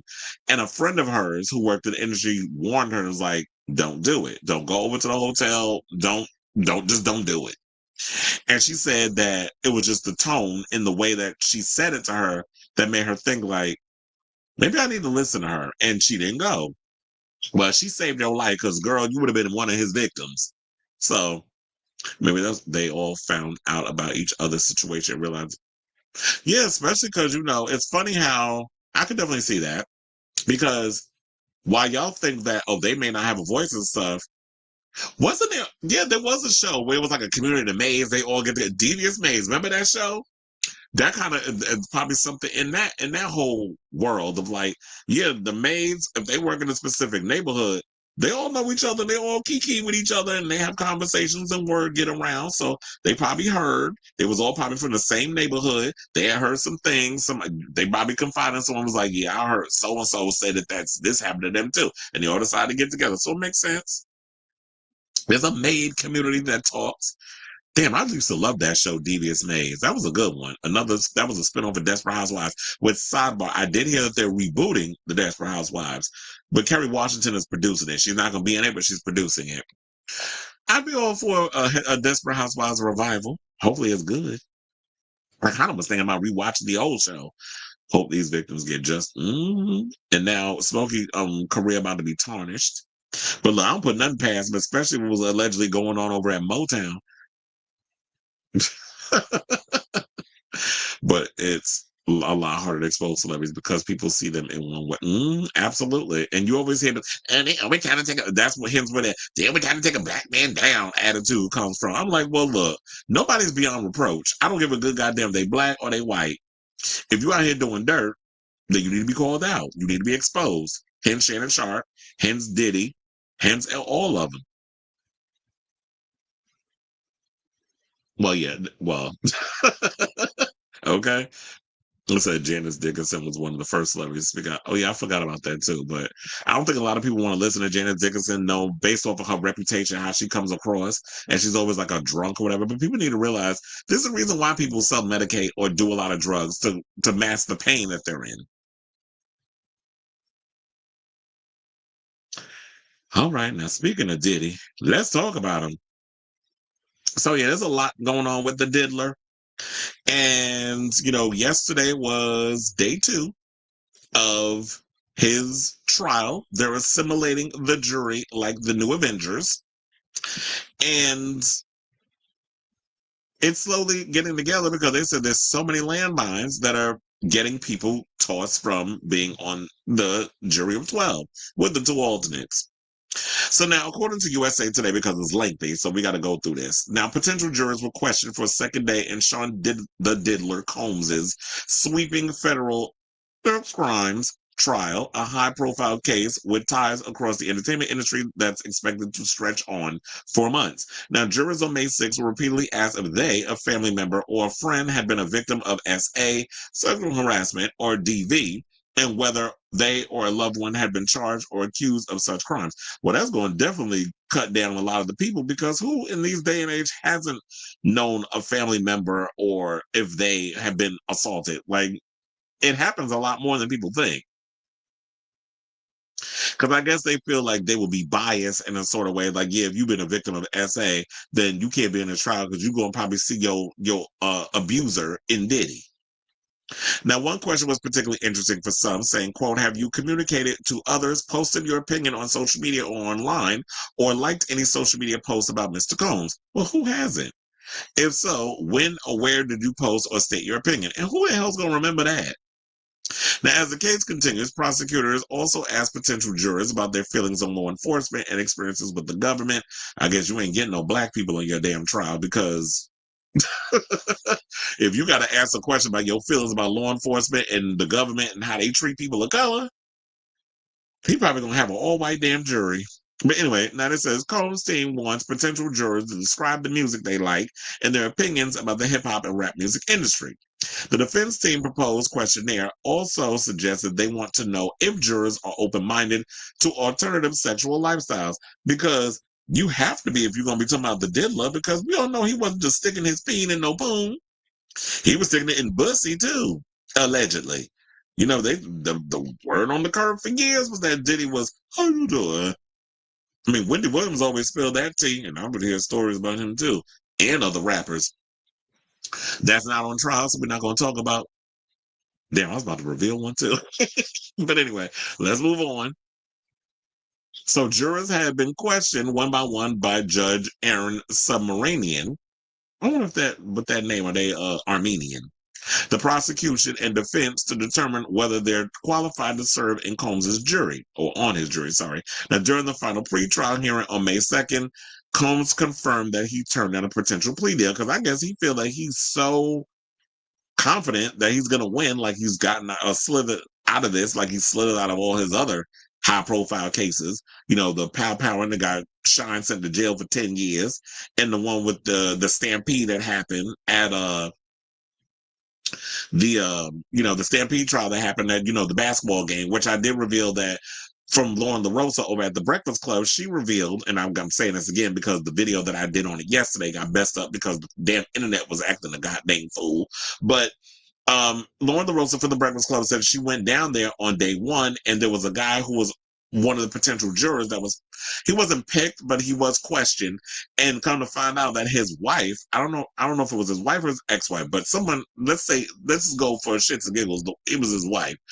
She basically found out that he was a part of the whole Diddy situation as one of the potential jurors, and they found out that his wife was one of the legal eagles or whatever on the legal team against the whole Diddy situation in regards to the whole basketball stampede situation where a lot of people happened to pass away from the overcrowding and stuff, and said that she hate him.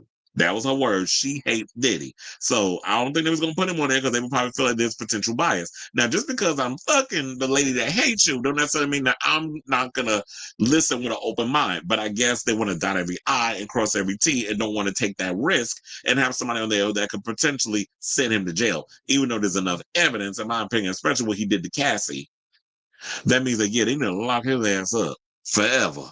Forever, ever, forever. Mm-hmm.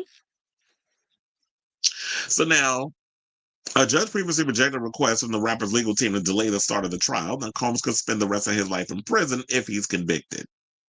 By the end of court proceedings on May 6, 39 prospective jurors had faced questions, with 16 moving forward in the process, including 10 men and 6 women. Their ages range from 38 to 87. Damn, they ain't picking no Gen Zers. 38 to 87, and the occupations included an American Airlines pilot, a social worker, a kitchen designer, a physician, a lawyer, a manager, an agent, and a chef. The nanny's an assistant and a driver and a jet. I'm kidding with that. But it goes with the physician assistant and more. Now, 3 mentioned liking hip-hop music. Some of the groups said they get their news from the New York Times and the NBC, while others cited YouTube and other social media platforms. Well, yeah, these days everybody get their shit from YouTube. Now, one of the jurors who faced the longest questioning was a man who told the court he had multiple run-ins with police in his early teens and 20s, including what he described as stop and frisk incidents and one instance of assaulting a police officer. Prosecutors said the man could struggle to be unbiased after negative experiences with police, but Combs' defense argued that he's now 38 and has grown and changed. The man said he works in New York's transit department and that he often interacts with law enforcement in his role. The judge ruled that he could move forward without a bias toward police. Another man, a pilot for American Airlines, said he was worried about being biased against Combs, but was not concerned about law enforcement. The music and, quote, the music and LA lifestyle is very different than how I was brought up, he said, describing details he had previously heard about the allegations against Combs. You can't unring the bell. I can't unhear something I've heard. And that's what I'm saying. Like, I feel like they're all going to be doing that. Like, who hasn't heard or seen the news or in some way may have been indoctrinated or influenced by what they've been hearing in the media, especially when the media can be very biased depending on the type of subject matter, especially when it comes to Black folks or Black people in hip hop. The way that the media covers it, especially white mainstream media, the way they cover it, it's very different than, say, like the Breakfast Club, the Neighborhood Talk, the Shade Room, and all those other type of conglomerates would talk about. Or could we even say TMZ versus TMZ Hip Hop Edition? I mean, I feel like TMZ is the same thing, regardless of which side of the coin you flip it. Now, one potential juror was dismissed after sharing that he was arrested 7 years ago for possession of the Mary Jane, saying, quote, if I asked you not to smoke marijuana during the trial, would that be hard for you? This is what Submarinian asked. The man responded that would be difficult request for the case, and the last time he used weed, well, he smoked weed, I will say, I'm changing it up because they told me use marijuana. He said he smoked the night before. Now, after the man was dismissed and left the proceedings, Combs' defense joked in the courtroom that jurors shouldn't use marijuana during the trial. Now, Nicole Westmoreland of Westmoreland Law LLC is the latest lawyer to join Combs' legal team after filing a notice of attorney appearance with the court on May 6th.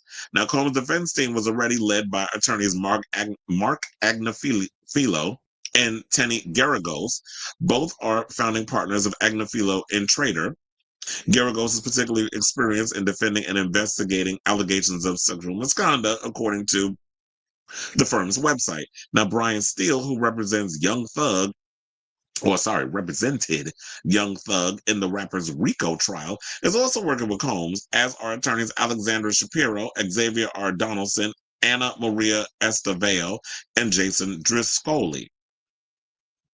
Now, several potential jurors have told the court that they've seen the much talked about video that allegedly shows Combs beating, kicking, and dragging his ex-girlfriend Cassie Ventura fine. Well, who hasn't seen that video? So that's why I'm like, they don't want to admit it. I think that's why they don't want to admit it in court.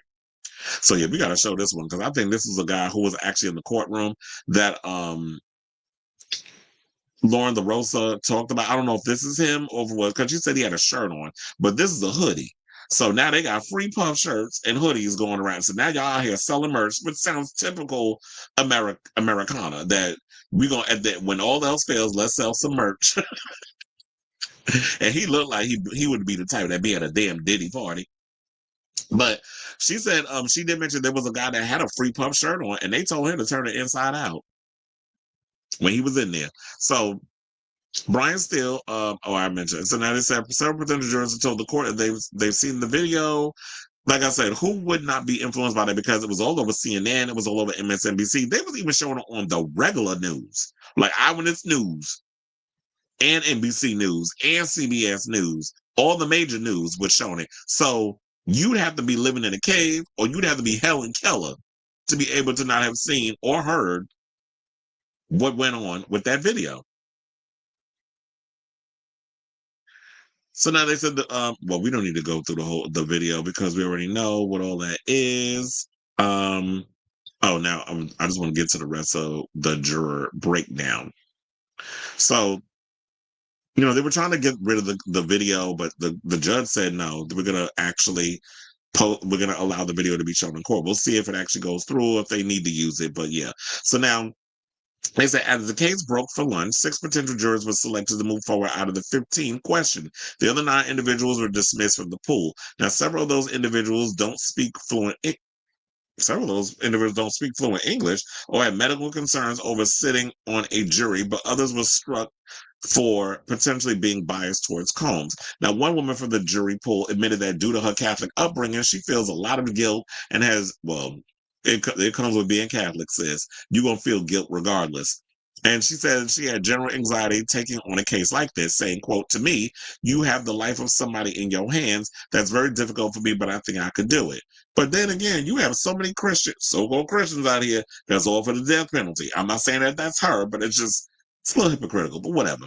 So they said still prosecutors will go on to express doubt over the woman's ability to concentrate during the trial due to her health issues. She had told the judge that due to stomach issues, she may require multiple bathroom breaks during the trial.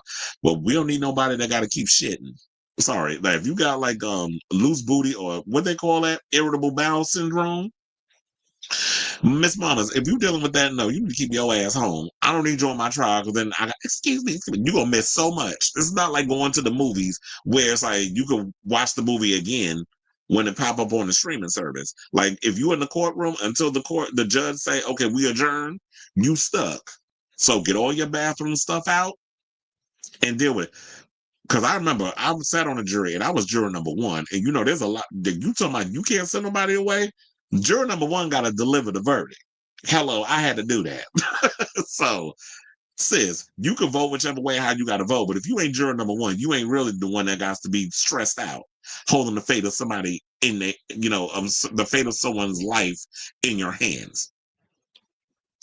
So now the search for an unbiased jury continued. Good luck with that, as lawyers on each side attempted to weed out candidates who knew too much about the case. Well, that's why I said you got to find somebody who don't understand, not a fan of hip hop, deaf, dumb, and blind. Well, let's take the dumb out. Deaf and blind. You got to find you a bunch of Helen Kellers who aren't really familiar with this case. Prosecutors argued the decision to show an inability to follow instructions. Wait, hold on. That's a potential jurors were asked, because I skipped over something. Asked via questionnaire whether they had read about the case, and one was dismissed after revealing he had read a USA Today article about the selection process on May 5th, saying he knew he shouldn't have clicked the link. He admitted he did anyway and spent a few minutes reading. Prosecutors argue the decision showed an inability to follow instructions. He was struck from the pool. I feel like y'all just don't be realizing y'all be telling on yourselves without telling on yourselves. The first potential juror questioned before the court shortly after 10 a.m. said she experienced an attempted R word 3 years ago by a stranger. She criticized law enforcement's response to the attack, saying cops could have done a whole lot more. Well, if that's a fact, then why you getting mad at me for pointing that out? It's like y'all could have did a whole lot better. So now they feel like, oh, that's gonna be biased against the damn police. Well, if the police was doing their goddamn job, she wouldn't have to feel the way she felt. So, excuse me. The woman said that she believes she could still be unbiased in this sex crimes trial. However, the judge pointed out in her questionnaire that she wrote, quote, P. Diddy has a lot of money at his discretion, possibly to buy his way out of jail. The potential juror was struck for cause shortly after. I'm like, y'all don't be realizing what y'all be writing. Combs will argue at his sex trafficking trial that women who took part in his elaborate sex parties did so willingly, but his lawyers will face an uphill battle trying to undermine the credibility of accusers who say the hip-hop mogul forced them to participate. Prosecutors with the Manhattan U.S. Attorney's Office said that for 2 decades, he used his business empire to lure women into his orbit with promises of romantic relationships or financial support, and then used violence and threats to obliterate them to take part in days-long drug-fueled sexual performances known as freak-offs with male sex workers.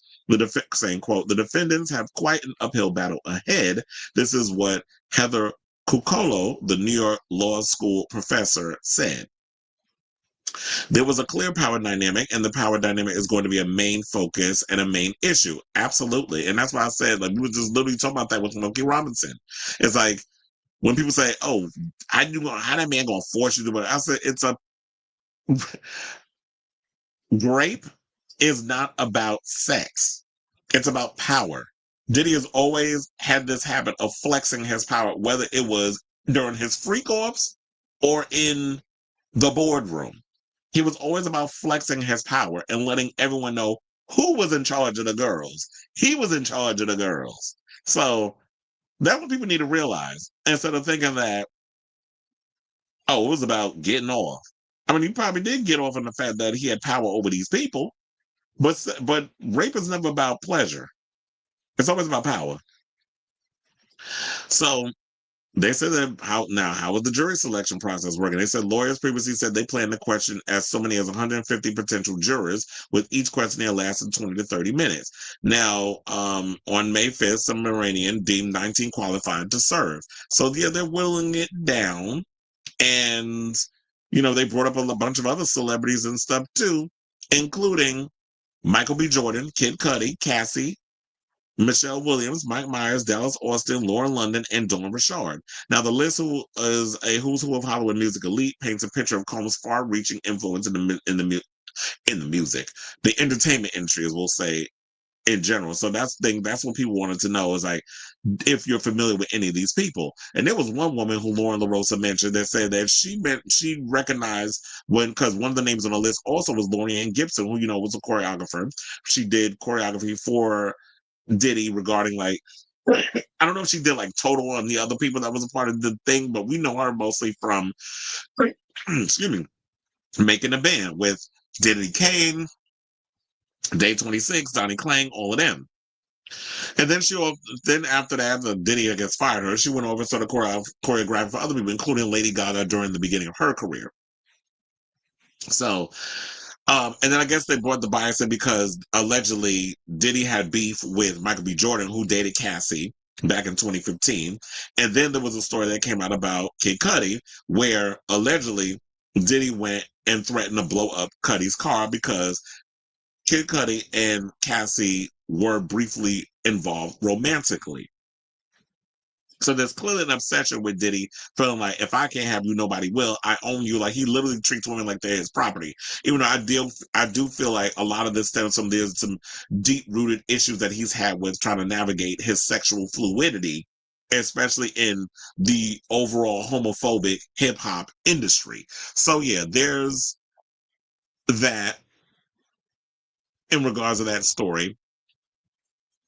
And so I'm gonna have to cut all this up because this topic is literally too long as it is. So I do have more Diddy news that I'm gonna get to in a second, but yes, I definitely want to hear from y'all. What do you think of this story regarding the Diddy jury selection and all the dotting the I's, across and all the T's in regards to this story and that whole situation? So they not playing. Like, I guess because this is a federal case and this is determining whether or not he's going to spend the rest of his life in prison. I can definitely see like why they're doing all of this. So yeah, I definitely want to hear from y'all. So let me know what your thoughts are on this story in the comments down below.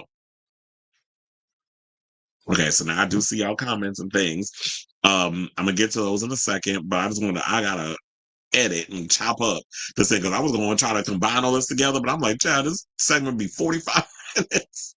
But we do got more Diddy stuff. So let's get to this Diddy story. So apparently his legal team, which we were just talking about in a previous story, is being called out by, the feds and things of that nature. So I was like, do I have that? Oh yeah, I do. I got a Diddy, another Diddy photo.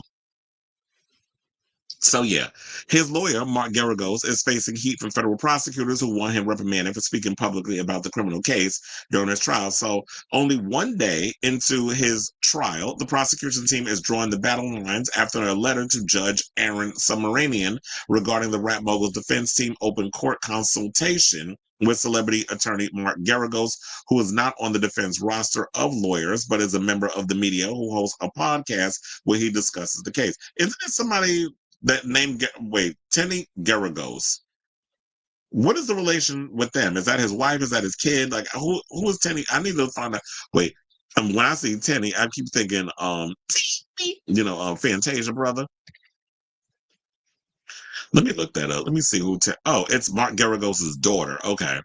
I just typed it in and it automatically came up. So that's what that is. Because I was like, who is Tenny Geragos? So yeah, Tenny Geragos is on is working the case, and Mark Geragos, I guess, because he feel like, okay, that's my child, and they're part of the Geragos dynasty, that I got first dibs on speaking about the trial. When I'm like, to me, I feel like that's a conflict of interest. So the letter submitted to United States Attorney Jay Clayton on Monday reminds the judge of local rule 23.1, specifically rule 23.1, after noting how Mark Geragos, the star attorney to celebrities and father of one of the defense leads, Tenny Geragos, did not file a notice of appearance, in court and has no official role in the defense of Combs on trafficking, racketeering, and transporting to engage in prostitution charges. The rap mogul pleaded not guilty to all counts following his September arrest in New York. So during the course of, it says, quote, I should probably quote it before I talk about it. During the course of jury selection, despite the presence of 7 defense attorneys who have filed notices of appearance in this case and a jury consultant, the defense team appeared to consult with Mark Geragos and other members of the Geragos and Geragos law firm who were present in court, reads the letter, which has been viewed by The Hollywood Reporter. Another quote, Mr. Geragos and his firm have long-standing relationship with the defendant, but neither Mr. Geragos nor any member of his firm have filed a notice of appearance in this case, end quote. So the federal attorneys also note Geragos' involvement with a popular podcast, The Weekly Show, Two Angry Men, where he teams up with TMZ's chief, Harvey Levin, to discuss Hollywood and its many scandals, triumphs, and chaos. An episode released on Sunday, the day before the Combs trial began in Manhattan, sees Geragos and Levin discovering the makeup of the prosecution team, and according to a blurb on Apple Podcasts, revealing the likely defense and prosecutor strategy. So I guess what they're all trying to say is that they feel Mark Geragos is a little too close to this. He probably feels like, even though he might be getting kitchen table talk.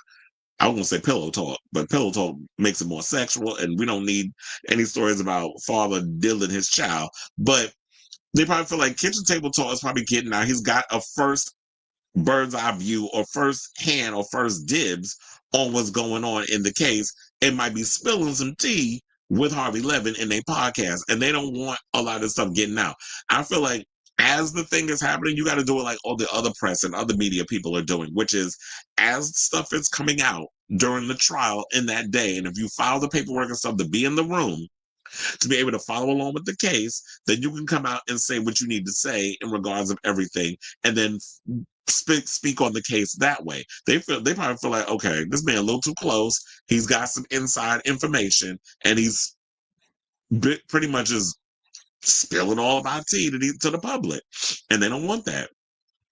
So the letter notes to Judge Submaranian that this sort of media chatter coming from someone so close to the defense team and the defendant could possibly completely botch the trial. And it kind of makes you wonder if he's doing that so that you botch the trial, there's a mistrial, and if there's a mistrial, they probably wouldn't be able to try this case after that. I'm wondering. It also notes that Diddy admonished the prosecution in late April after members commented on pretrial litigation and continued to broadcast prejudicial statements.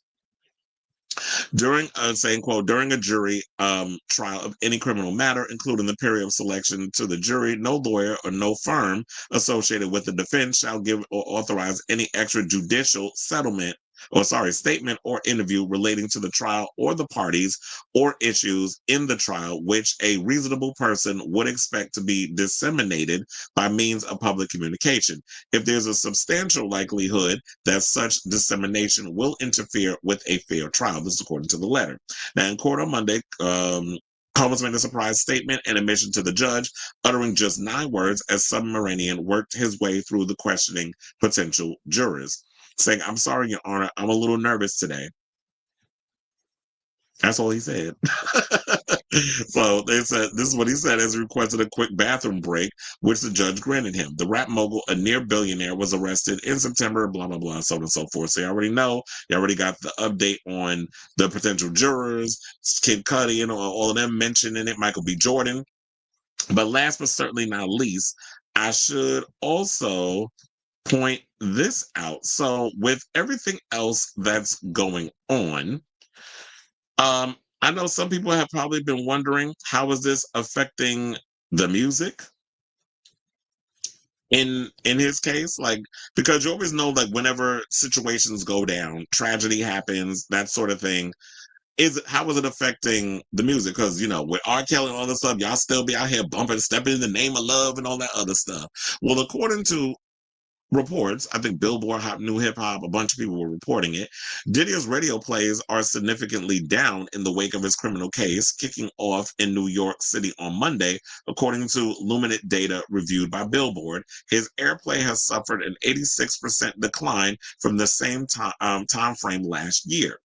The outlet reports that this means the earnings from his catalog could be significantly less than years prior. They note that the music generated $3 million each year from master recording and publishing revenue from streams, sales, and radio airplay between 2021 and 2023. Barry Masarski and partner in Citron Cooperman, who also serves as the head of the firm's music and entertainment valuation practice, told Billboard the following, saying, quote, "For a mature catalog such as Sean Diddy Combs, that portion of income impacted by a sharp decline in radio play is limited to 6% to 9% in total publishing royalties." So now there's as for Diddy's case, we don't need to go into that anymore because we already talked about that. So I'm actually shocked because I thought, like, in addition to all this, people still would be riding hard for the diddler, but apparently they're not. And it looked like the music is suffering, which in a way I'm kind of low-key cackling because the way he treated a lot of his musicians and the artists that was on Bad Boy, and the fact that they talk about he wanted to give them back the rights and the publishing and all this stuff, and now it's worth nothing. And how I almost forgot her damn name, Aubrey O'Day, brought up that, yeah, he wanted them to sign to give the rights and everything back in exchange for her silence, meaning she couldn't talk reckless about him anymore. She couldn't talk about him and say anything negative. And she was like, she realized it wasn't worth nothing. She was like, "Oh no, I'm not doing it. I'm not dumb." Bad enough, a lot of you label people will get a lot of these artists caught up in crappy deals and things of that nature. So she's like, "Nah, I'm good." And so now it looks like the karma is coming back because now we see it ain't worth nothing. So yeah, that's the latest on that. And so I just wanted to give you all the latest update on a lot of that stuff. So what do you guys think of this story, all this Diddy tea that I just spilled? Whatever your thoughts are, let me know in the comments down below. Ooh, child together. Okay, let's move on up. Courtroom drawing showing Miss Diddy with white hair and the big. Yeah, we talked about that yesterday. They said like that he lost a lot of weight, according to Lauren LaRosa, who was in the not in the room, but in the overflow room. Because there was something that happened that she couldn't be in the actual courtroom. I guess she got there too late. But she was in the overflow room and she said that they had to listen to everything, but the description of Diddy was he lost a significant amount of weight. He still has dark hair, but it's got a lot of white up in it now, and the beard is gray. So he has definitely aged significantly. He said not Slither. Well, okay, I'll mention one. He was in a Janet Jackson. I'll give you two hints. He was in a Janet Jackson movie. Janet Jackson music video, and where there was nipple clamps involved, and he beat up Michael Myers in one of the worst Halloween movies. So there's one. Okay, so now ASAP Rocky, young fuck. T is scolding today. And I used to hear about him allegedly going to same-sex parties. Not juror number 2 indictment. Well, yeah, you might as well come up in there with a pair of damn Depends. Miss Diddy, your bills have been affected, as it should be. Poetic justice. Even though he wasn't in that movie, Tupac was in it. But yeah, definitely poetic justice on his part. Okay, do I have all my Diddy stuff done? Because I'm tired of talking about him. But I already know with this trial, we're gonna be talking about him for a minute. So let's move on from the diddler and let's talk about one of his fellow inmates over at the same Metropolitan Penitentiary out in Brooklyn, Luigi Mangione, who is celebrating his 27th birthday. So shout out to him that you're going to be, well, hopefully you won't be spending the rest of your life in jail. But we got some good news because I know somebody was saying, I hope they put enough money on his books or whatever. I said, child, he is sitting lovely right now. He's got $1 million that he's sitting on right now because the people, and that's why I said, good luck trying to find somebody that hasn't been affected by the mess that was going from the United Healthcare people and all that other stuff, the healthcare industry, and how they do people dirty and how they all rob people blind and treat them like crap. Like, good luck trying to find a jury that's going to find him guilty and put him in jail for the rest of his life. Because I don't believe it's going to happen. So the Ivy League grad accused of pow-powing United Healthcare CEO, what's his name? Brian Thompson. Celebrated his 27th birthday on Tuesday, May 6th. So that was yesterday. But some people celebrate their birthday. So that what does that mean? What is May 6th? A Taurus? So and it said as his defense fund soared past $1 million thanks to deep-pocketed donors. By Tuesday morning, Mangione's Gibson Go, thank God you didn't do it through GoFundMe, fundraiser for his legal defense had raised its new goal to $1.5 million after surpassing the previous $1 million mark. Well, he got some birthday corn. I wonder if they were going to give him some birthday sex too. But with his back being all messed up, he probably can't do no hunching. Now, Mangione's legal team previously claimed the cash will be going towards defending him in all 3 high-stakes cases he's facing. In the days leading up to his big day, supporters poured in $27 donations to mark his 27th spin around the sun, many tagging their gifts with green hearts and a nod to the iconic video game character Luigi. But donations have ranged wildly, with some individual backers dropping as much as $36,000 in a single contribution. Well, goddamn, can somebody give me some money? I could use $36,000 in my account. Now, supporters have been leaving birthday messages with many wishing him a happy 27th, calling for a fair trial and voicing their belief in his innocence. Dozens of shout-outs have further slammed the Justice Department's bombshell push for the death penalty. Well, no, that's that dumb bitch over there that works, Caroline Levitt. That's that old cunt. With donors insisting Mangione deserves a fair trial. Now, Mangione is currently facing red room and other charges in both federal and New York state courts, pleading not guilty to all counts in both cases. He's also facing charges in Pennsylvania, where he was arrested at a McDonald's because some snitching ass bitch decided to go and say that he was up in there. Mind you, I heard the person didn't even get their money. You was up in there thinking you was gonna get a little something, something, but you ended up being loud and broke.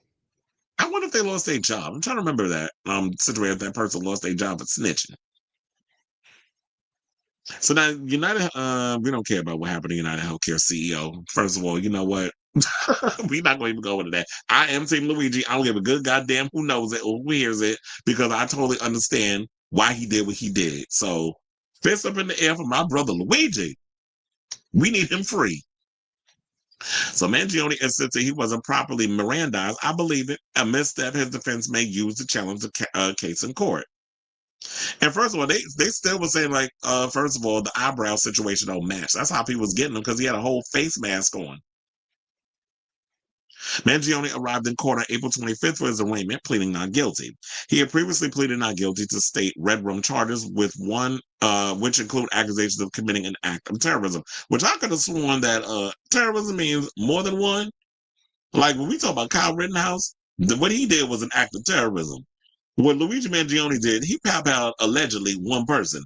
That's an assassination. That's not a terror. That's not an act of terrorism. Terrorism means you take out more than one person. It's funny how I ain't even got to Google the shit and I know what the hell terrorism means. But y'all up in here just trying to throw words around so y'all can sound so damn smart and superior.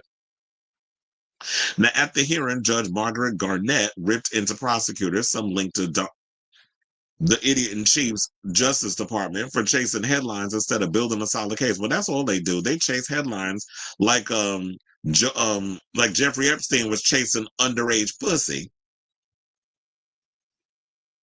So they said, yeah, instead of building a solid case, warning their media blitz could derail Mangione's chance at a fair trial.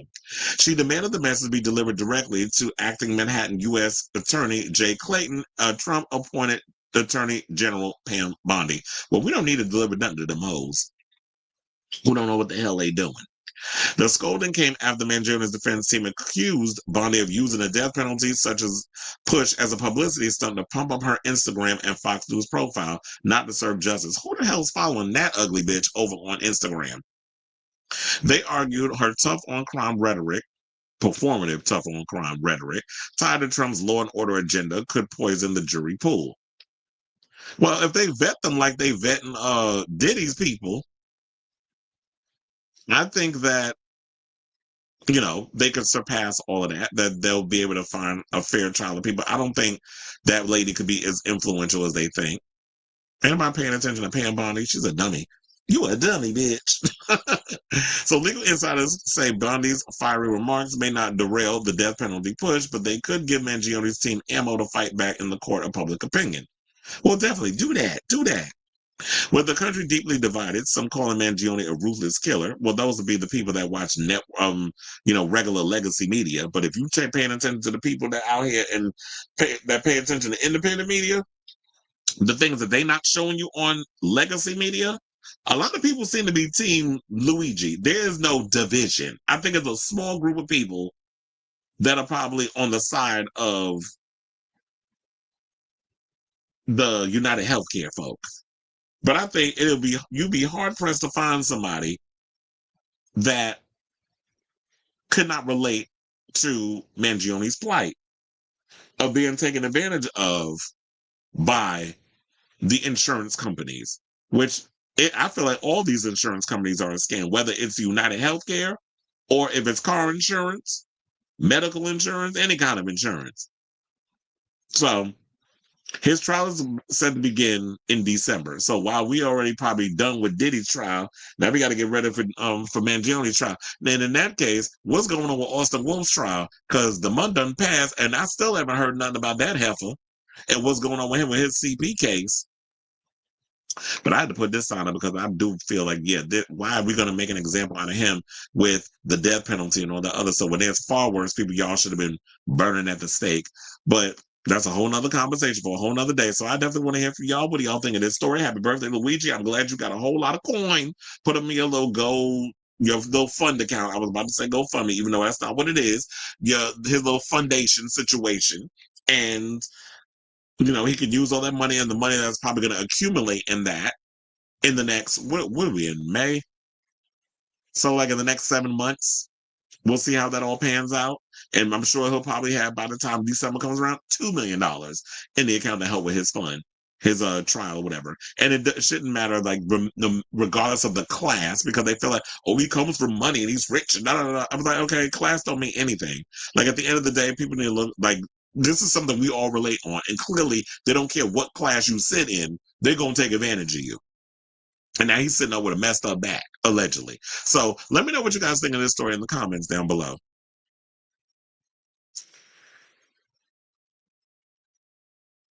Ooh. Well, look, I know where to start now because I keep getting these old spam crap from Twitch. Yummy Italian tourist. Okay. Honestly, don't even think it was Luigi, but even if it was, not guilty. Okay. That's why I said I don't think it is him either. But yeah, not guilty. He should be at the club. Yes, he should be getting grinded on by some cheeks. I don't know if male, female, or both. Free Luigi. Luigi's a good man, Savannah. Okay. I love me some waiting to exhale. He's a good man, Savannah. I said car insurance being required to own a car in most places. Let me get me started on car insurance. It said bonding seeking death penalty is a message from the ruling. Exactly. And now we already know that y'all are a slave to your corporate donors. And so we got to show that we the ones at the end of the day. These corporate people think because they the 1% that they have the power. No, we actually have the power. I just need all of us to realize that and come together collectively and stop fighting. But they do that. They do the little distractions when the ice starts to melt, chip away at what they doing. Then they start with the distractions. They come and start throwing out other stuff to distract y'all. Oh, the trans, let's ban trans people from the military. That'll get them distracted. And it works. Was it confirmed he got some salacious content on the interwebs? I don't think so. But he was saying at one point that there was somebody, yeah, y'all need to slow y'all roll with them photos and stuff that y'all be sending down to the prison. Cause I'm sure he is getting a lot of salacious content. I don't know if he has access to the internet, but I'm sure because they know where he's at and they sending him fan mail. I'm sure he's getting photos of. I'm like, do people even know how to take like Polaroids? Well, I can't say that because one also I have been noticing when I work at the garden, because here's the thing that it comes with the territory. I can't tell you how many people come up to me and ask me if I can take their picture. So I'm always up in there taking photos and stuff for them as well. They be like, how to get the back? I was like, Chad, you know how long I've been doing this? I know how to get y'all pictures and how to get it done. But anyway, I just let them talk because I don't want to be always the one with like my typical Virgo back talk miss. So when I be doing it, some people be coming in with like these ultra chic Polaroid type things, and I'd be like, this is interesting. so but I think like one time when I did it when I was on the floor for the Rima concert, I think the girl put the photo in wrong. So then the guy was just like, just take it with my phone. Because she was like, bless her. Maybe he was like, bless her heart. She done messed it up. So I just ended up, I was like, yeah, this is a lot easier. But yeah, now I see like a lot of people doing like these digital camera type Polaroid things now, which I think is pretty cool that things are coming back around that I grew up with, but they're making it cooler and fancier looking. Mm-hmm. Yeah, as I say, like I see a lot of people using these little cool cameras. They want to move it beyond like just a cell phone photo. All right, child. Let's get into this moron. So Kanye is back up to his shenanigans. I was not going to talk about him. However, when I saw this video, I was like, I need y'all to watch this mess. So he went on Piers Morgan's show, Piers Morgan Uncensored, which is like a popular YouTube show. I don't usually watch this show. The only time I'll be aware of what Piers Morgan is doing. I happen to be scrolling on Instagram, which I did come across a video of this white woman admitting on Piers Morgan's panel that she says the N-word a lot and makes no qualms about it and started trying to act like she was a victim. Here we go with the Karens, with the victimization and all this stuff. And Piers read her ass down to the floor. So I give him points for that. And then, when there's been other incidences, like remember when he interviewed Jaguar Wright, and ever since he did that video, that's the one time that Jay-Z and Beyonce decided to pipe up out of their little crypt and go in on white media, because any other time Miss Jaguar been out here running her damn mouth on all the black conglomerates and Vlad TV because he ain't black. That's why I said it like that. Silence, crickets. We don't hear anything. But the minute they cross over to the white pond, then all of a sudden you feeling like your business endeavors are at risk. So now we got to shut it down with cease and desist and take this down because she a liar. And now her behind is being sued by that old piece of crap. And that's why I don't understand why his ex-wife's out here defending him, because he a piece of shit the way he did to her, Brian McKnight. So every now and again when things come up and then if I watch the Vanguard and they do like a breakdown, or Kyle Kalinske if something interesting comes up regarding his show and they're breaking it down on their shows, that's the only time I'll be seeing Piers Morgan. But nevertheless, I'm not a Piers Morgan watcher. I don't be giving a good goddamn what he talks about, because I feel like y'all be thinking just because they British and they sound intelligent that they are intelligent. But I just think he's a grifter, like Joe Rogan, Bill Maher, and the rest of them. But every now and again, he'll have like an epiphany where you feel like he got it together, and then he does something else and reminds me of like why I want to throw a brick at his head. But anyway, so he thought it'd be a great idea, like a lot of these idiots, to go and interview Kanye. I don't know why, like Donald Trump, a lot of you people continue to give this man a platform to just do their interviews, because it's going to be some lunacy. It's going to be some stupidity. They're going to be like literally ripping your hair out of the root, trying to understand what the hell is wrong with this man. This is why I was saying, like, Meet the Press, CBS, all of y'all need to stop interviewing this president, because he is a damn lunatic, just like a lot of y'all need to stop interviewing this idiot, who I just heard that posted his album cover, and it showed like two people in like the Ku Klux Klan gear. But I heard the couple was actually divorced. So he used an open and then decided to make the man that had his hands over the woman. He changed up the whole thing, made the person black when he was actually white. So they did like a whole painting the hands black, the face black in the thing. I'm like, how are you just taking somebody's wedding photo and just completely doctoring it to make it like you a damn Klansman? Make it make sense. But anyway, so yeah, it lasted 4 minutes, the interview. And he got mad because Piers Morgan messed up on the amount of people that follow him on social media. Yeah, this is what he's upset about. So I have that clip. Let's go over to Piers Morgan's Instagram where he had the video.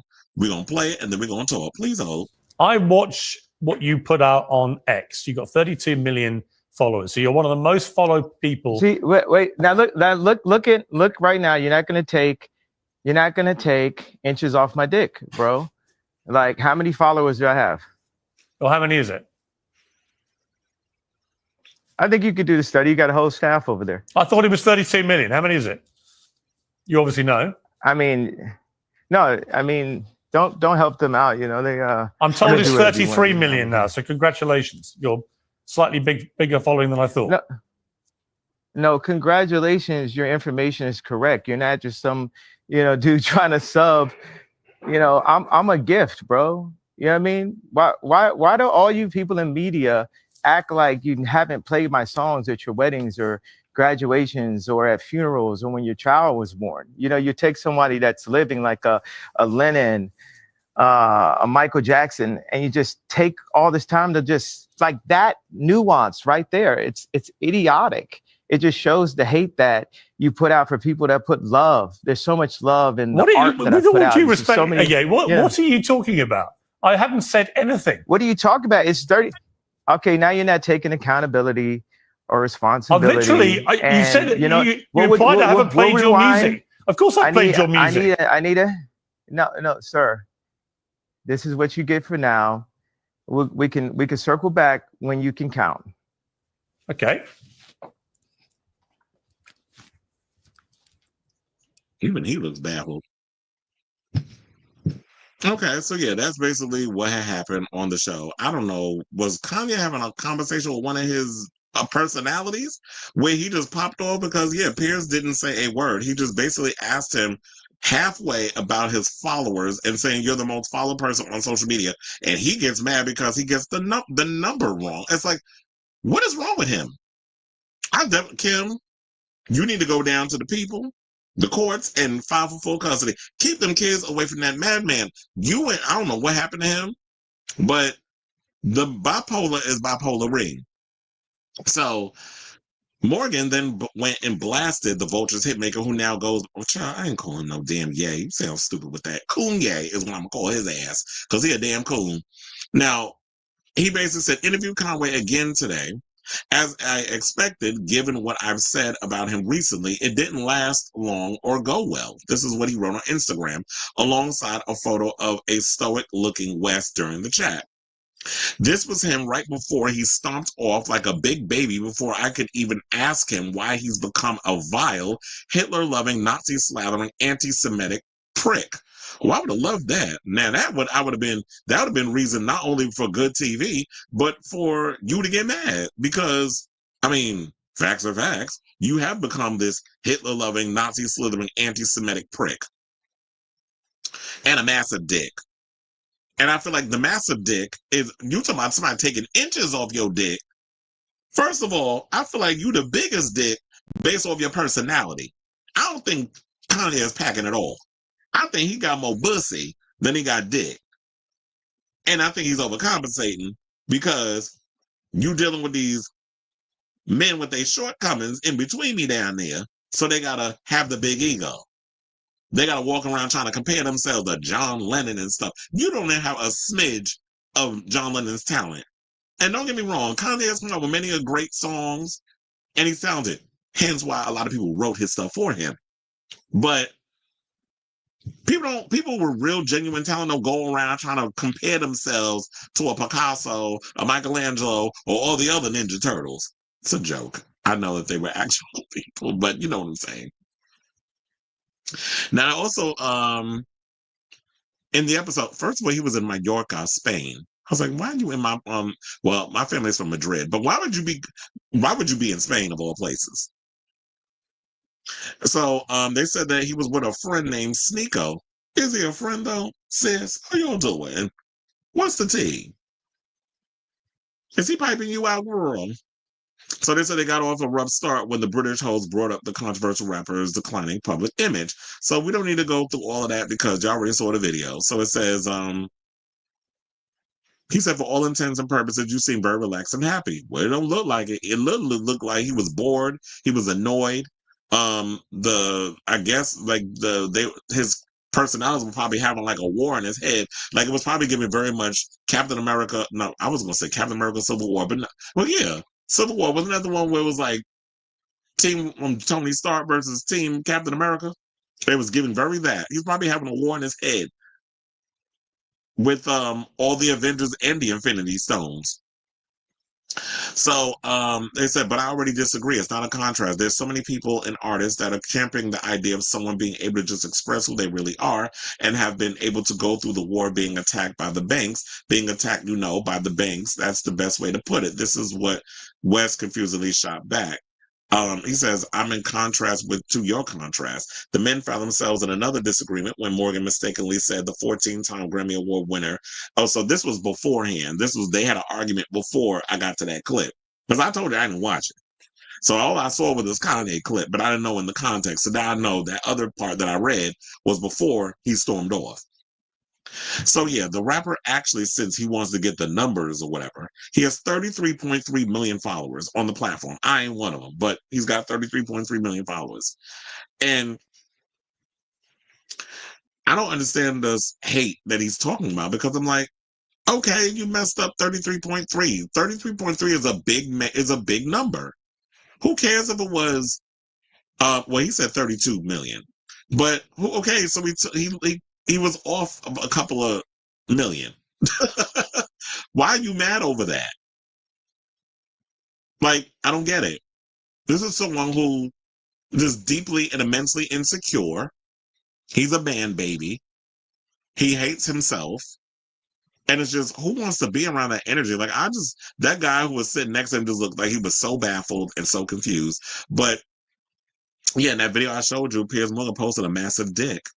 And then another person, so what the people are saying in the comments, one person said ego far bigger than his talent. Another person said, did he just compare himself to Michael Jackson and John Lennon? Well, that's Kanye. He's always going to compare himself to somebody that he wishes he was. Another person that despises this guy and terrified that 33 million people follow him. That's the scariest part. He's just one guy, but there are an army of 33 million people who like who he is and what he represents. Another person said, part of me laughs, but scared that others will see it as comedy. Stop giving him screen time. Others have been erased for less ridiculous behavior. That is so true. It's like, and that's from Ronan Keating, who is a musician from the UK. I'm trying to remember what group he was in. Was it Take That? I'm thinking that's what group he was in. But anyway, so it's another person said he's literally gone in the head. Sorry to say it, but he's beyond help now. And I love Kanye. I think a lot of us did, but it's like, yeah, he's gone. You can't go from George Bush doesn't care about black people to being a Nazi. Like, how do we just make that drastic change? One person, I couldn't name a single song. What an utter cock. Another person, I quite enjoyed that. Always nice to see there are people madder than me. Mm-mm. And then there's some people saying like, yeah, they don't play his music and that sort of thing. But it's like, yeah, not everybody. Child Kanye, just because you're popular in some ways doesn't necessarily mean that everybody listens to your music. But I'm gonna just wrap it up with this final one. Another person said, "Hey Piers, all I know is that you're a great person who truly appreciates talent. Back in 2008, when I auditioned for Britain's Got Talent with my bartender show, you defended me against Simon Cowell, and I've never forgotten that. I had blonde hair back then, like a typical teenager. Haha. Just wanted to say thank you for what you did. It really meant a lot." And that was from someone named Attila Barman. So yeah, Kanye out here being a manic mess, saying all kinds of craziness.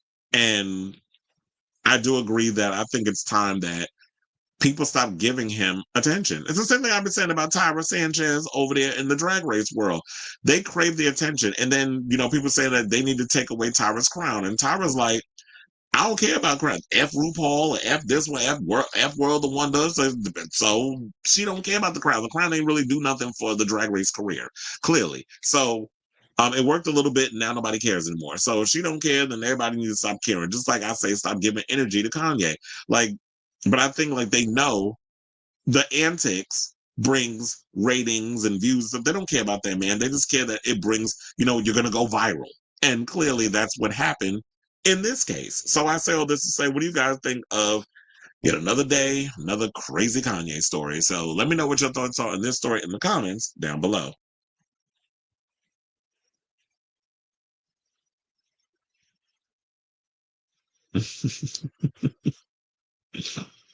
That Piers was a queen. Well, look, I be thinking a lot of them Brits are queens. That's why I said he putting out love like Diddy was putting out love. Even going as far to change his name to Love? Question mark. No, that was him. They said that was it. That was the whole interview. The theory is that his mental illness weaponized by Mossad to stroke anti-Semitism and anti-blackness. Him suing the dentist. Oh yeah, I saw that too. I'm like, child, you're not gonna sit up out here and use the nitro gas thing as a reason why your brain is what it is. I was like, could that scene in Final Destination when the kid was in the dentist's office happen to him? If you know, you know. One of the things I am looking forward to is Final Destination. The new one. I was even thinking about doing a Final Destination marathon before the new one comes out. It do be fat. I believe it. You remember that time when Azealia Banks read him and I seen that video online? I wish I would have had it, where he had no drawers on in them jeans. So I know he was chafing in them thighs. And got in the car and you saw that bussy just sit up like a snack table. All right, so let's move on, y'all. And we got a lot of Housewives news, so let me get through that. So it looks like we're getting a whole lot of shows from the Housewives. We're getting a Shahs of Sunset, say that 10 times fast, Reboot, which I'm actually excited about. All the other shows, not so much, but the only reason why I brought this topic is because of that. So shout out to Rexha and them over there, because I was like, I love Shahs of Sunset. I was mad when they canceled it, but we getting a reboot. So yeah, A lot of the upfronts, I think, is happening. Like a lot of shows are being announced, a lot of shows are being canceled. Like that surfer show that they had on Fox, I heard was canceled. They canceled a lot of shows over on CBS. I'm still mad about the Queen Latifah show being canceled. The Equalizer. But it is what it is. So now Bravo announced a full slate of upcoming year on Wednesday, May 7th, including the return of several fan favorite franchises and 4 brand new series. With new and old faces making their way to the screens, Bravo is launching The Real Housewives of Rhode Island and Wife Swap, The Real Housewives Edition. Now, I think that actually will be a good one because dealing with these crazy ass housewives and they got a wife swap, that might be actually entertaining. But then again, so many of them are divorced. How are they going to make that work? Along with a reboot of Ladies of London and Shahs of Sunset spinoff called The Valley Persian Style. Now, 8 years after the original Ladies of London series ended, which followed Juliet Angus, Caprice Bourret, Marissa Hermer, okay, I don't know none of these women, they said the show is returning with a new wave of British blue bloods, ambitious American expats, and glamorous international socialites. So yeah, that show lasted 3 seasons, by the way. And so I guess, okay, if they can make it work, then we'll see how they make it work. Now, some familiar Bravo celebrities are returning to the Valley for the Valley Persian Style, featuring Reza Farhan, Golnessa Gigi, I don't know how to say her last name, so I'm not even going to butcher it, and Mercedes, as her mother would say, MJ Javid. Well, here's the thing. With that being said, I'm actually glad that they're bringing back Shahs of Sunset with those 3, because to be honest, those were the 3 best people on that show. Golnessa was crazy. MJ was entertaining, and her mother. And Reza was always a mess and thoroughly entertaining. And Reza lost so much weight. So having him come back, these 3 are the best. And then they're basically just going to bring in new people with them being a part of it. That's kind of like how I felt like they should have did with the Real Housewives of New York City. Instead of rebooting the thing fully, bring back the best, the 3. Bring back Sonja. But now I hear she lived down in Florida. So they have to probably do the Real Housewives of Florida or whatever they want to call it. I would have said bring back Countess Luann, Sonja, and I don't know. They have to find a third. I know they ain't gonna bring back Ramona. Her ass is problematic, but they'll have to find a third. I can't think of nobody off the top of my head because it's been so long since I've seen the Housewives of New York. Now they got these dry new chicks over there that nobody's watching. But I would have been like, yeah, that's how you spin it all. Pick 3 people and just do a show around them. And I feel like that's what they need to do with Jersey too, which when I looked on this list, there was no mention of, I know that the Real Housewives of Atlanta is currently airing, but there's nothing brought up about the next season and what's happening with that. It was also not mentioned if we even get in the Real Housewives of New Jersey next season. So I don't know what's going on with that. So yeah, so it says the original cast, as original cast members of Shahs of Sunset, which aired for nearly a decade from 2012 to 2021, the trio is ready to let cameras back into their lives, saying, quote, they share an unbreakable bond, one built on years of friendship, fiery clashes, and the kind of history that never fades, per the official logline. They also share a deep connection to their Persian culture, something that runs just as strong as the group of friends they now call family. As they take on the next stage of life in the Valley, their world is bigger, their circle is bolder, and their challenges are much more real than ever. As we'll see, the next chapter in life isn't quieter, it's just more complicated. So we have that, and I know some people are like, well, where's Mike? Mike been busy around here beating on his wife, and whoever he in a relationship with. So I don't think they want a woman beater on the show. They're also the Real Housewives of Rhode Island. Are there any? I don't know nothing about Rhode Island. I don't even know if the women are about as interested as you would see like with Atlanta, Potomac, Beverly Hills on those shows. But if y'all can find some interest in when you got a bunch of Rhode Islanders, I would be interested in checking it out. And then they got Wife Swap, the Real Housewives edition, which is a reimagined version of the popular docuseries where 2 women leading very different lives trade places. Now Bravo is bringing the concept to its iconic Real Housewives cast members, saying when a Real Housewife takes off her stilettos and steps into a Real Housewife's shoes, all bets are off as two of entertainment's excuse me, most iconic franchises are mashed up, leading to laugh out loud moments. Excuse me. Personal epiphanies, and an opportunity to see if the grass is truly greener. If they can make it work, then we'll see. But a number of their shows have been renewed, including Below Deck Med. Never watched an episode of Below Deck, so I don't know what that gives.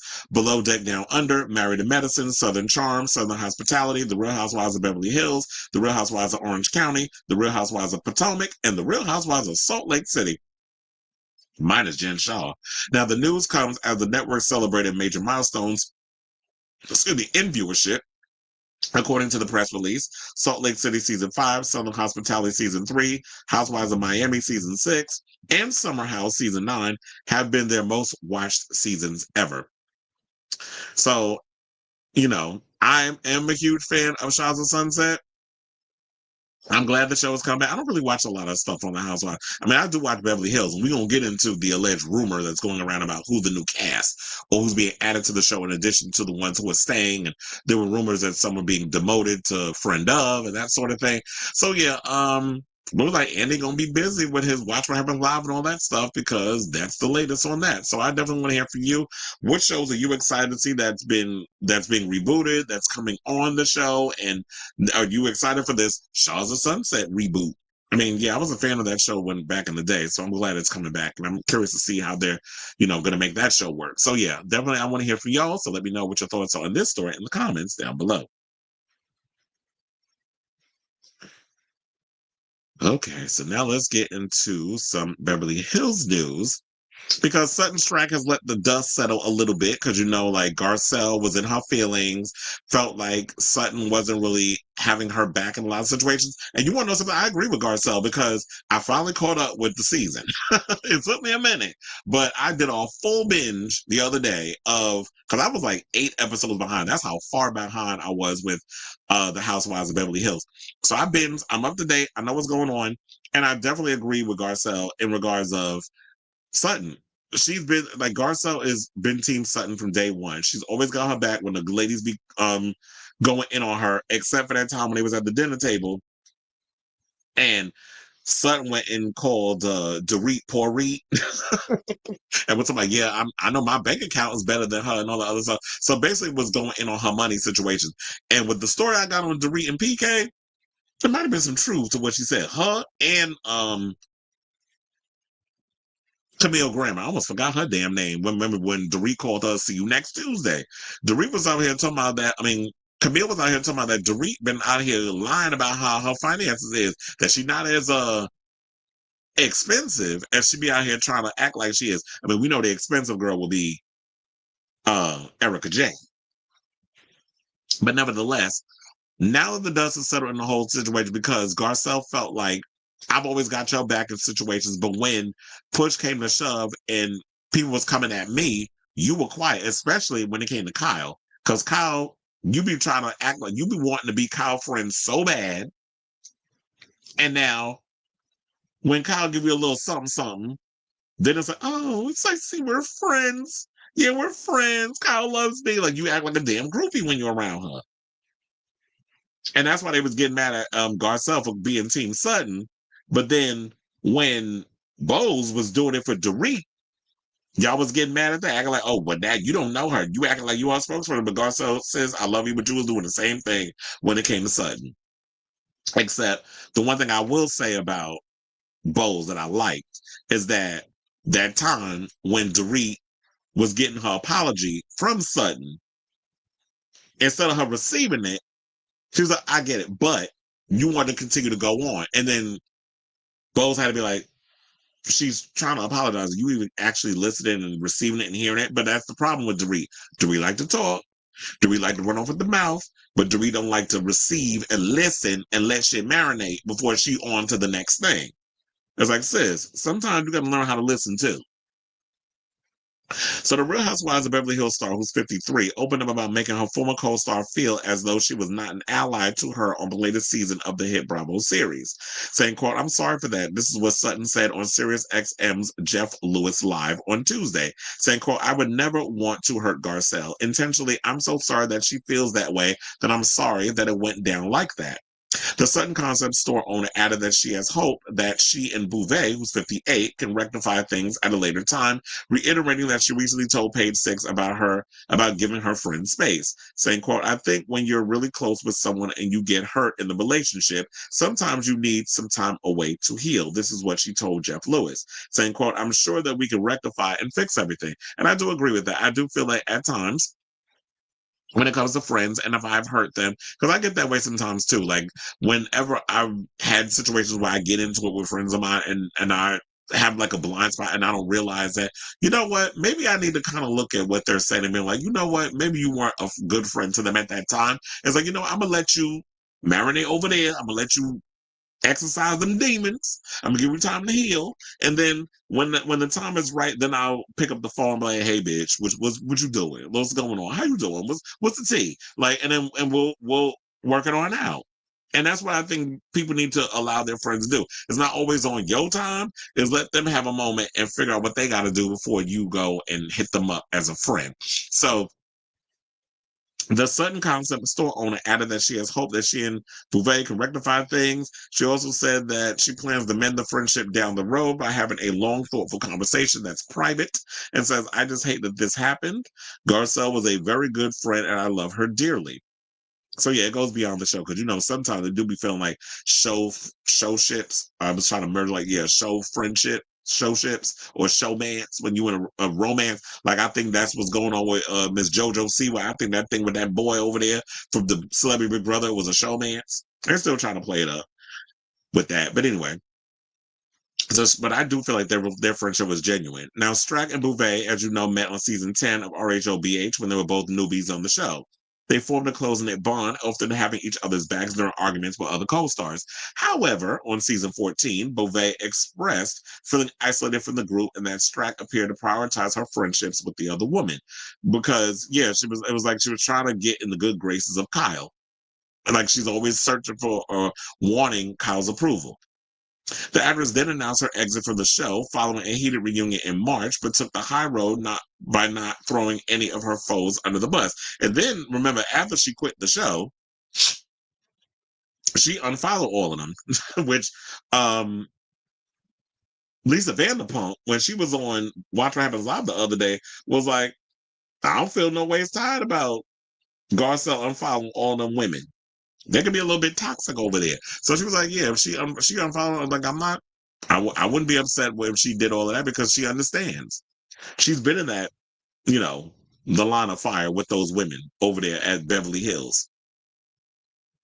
Now, Beauvais, who's a mom to Oliver, who's 34, and twins Jade and Jax, who's 17, insisted that via Instagram at the time that one of the reasons she was leaving was for her family, and that would be her boys, because, Jade, I think, is his final year in college, and she basically wants to see her kids graduate and be there for them instead of working too much, which she has been doing. She's got a lot of Lifetime movies that she's been producing and being a part of, and she's been really busy with that.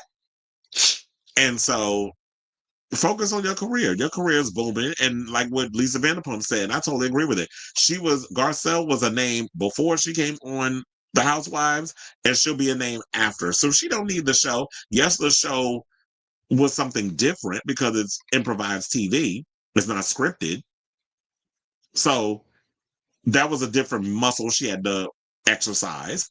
But for the most part, I would rather, go back to the script and being behind the scenes and do all this stuff. That's where you thrive at.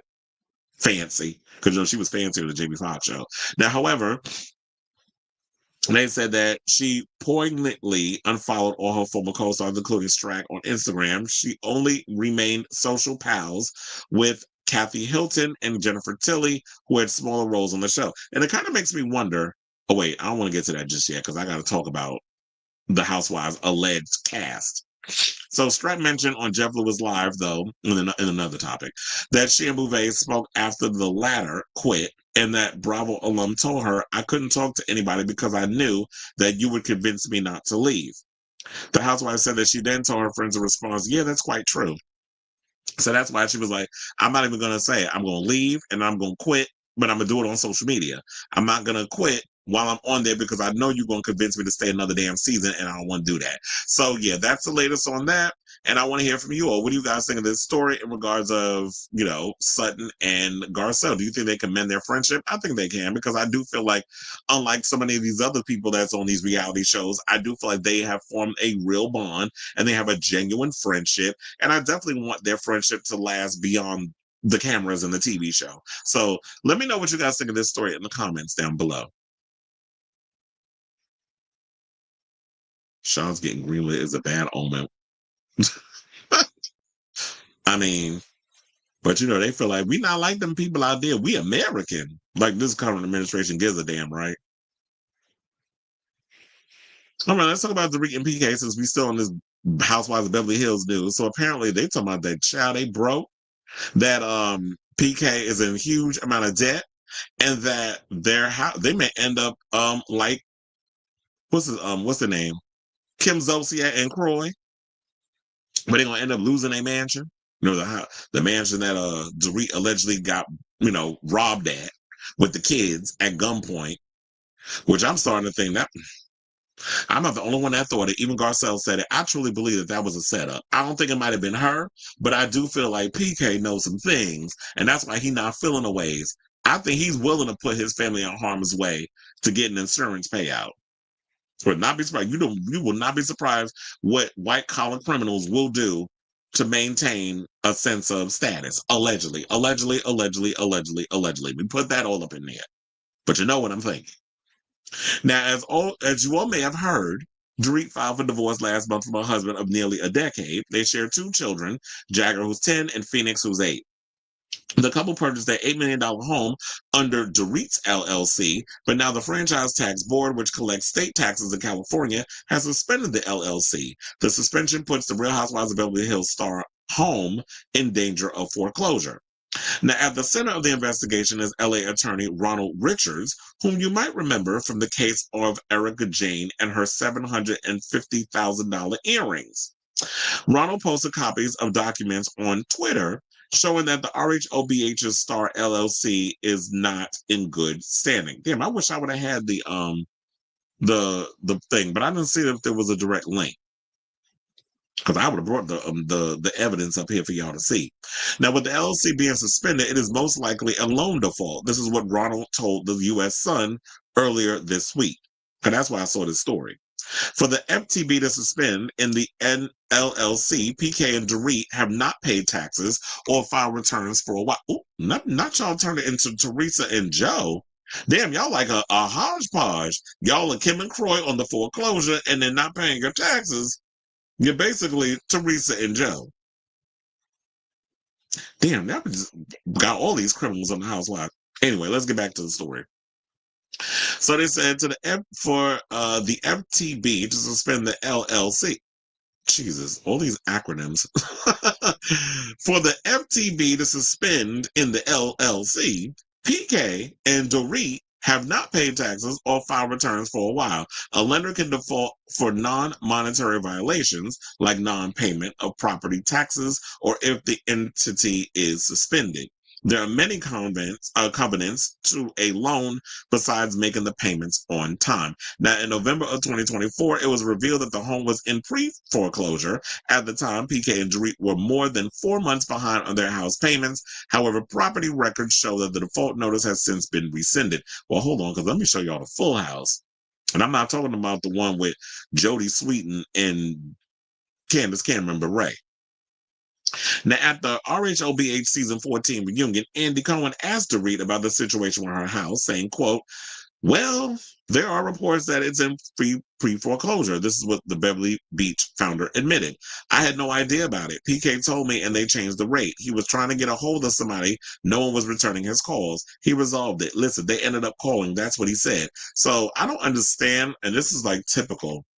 Well, I don't know if she's lying, like Teresa, because it was under your LLC when y'all got the house. Whereas Teresa was going around saying, oh, I don't know, I was just signing papers.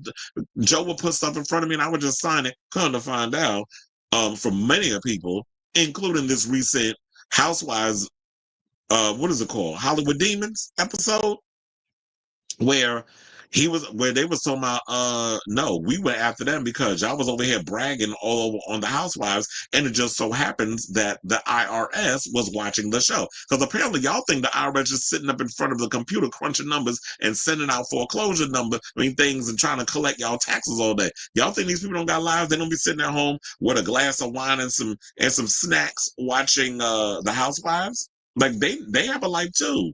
They sit at home and want to be entertained and put on some mindless television.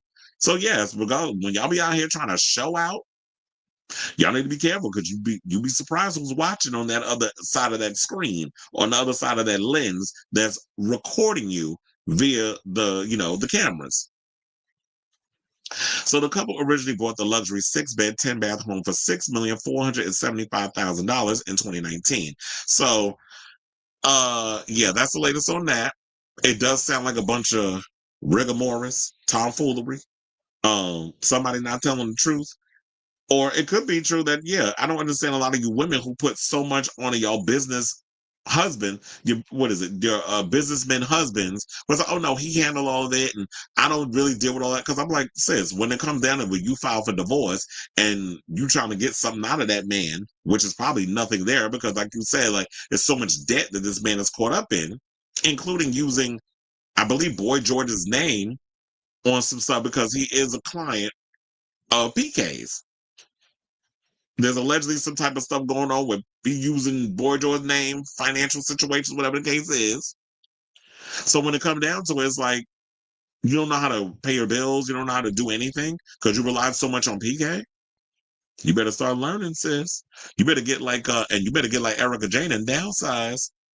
Cause like she'll show you this life after Tom, just like it's gonna be life after PK. So that's the latest on that. I definitely want to hear from y'all. What do you guys think of this story? Whatever your thoughts on this upcoming messy divorce and the foreclosure and them losing the mansion and all this stuff. Like I said, you better downsize like Miss Erica Jane, who this season, the way she had her places on the side. I said, this is cute. And it's for her. Everything don't have to be like giant mansions and things of that nature. If you got yourself a cute little bungalow and you can have some people come in and feng shui it and make everything look great, I feel like that's a good thing.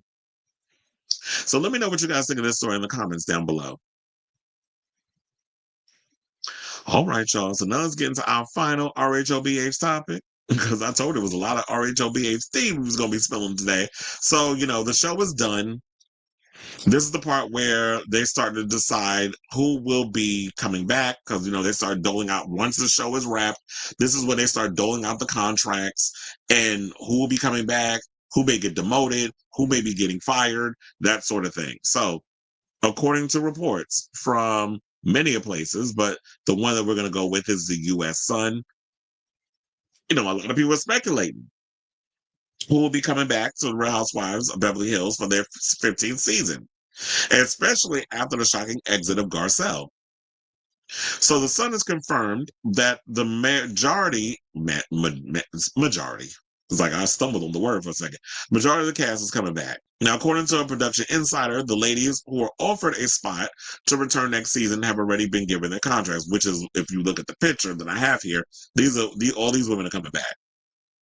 Now,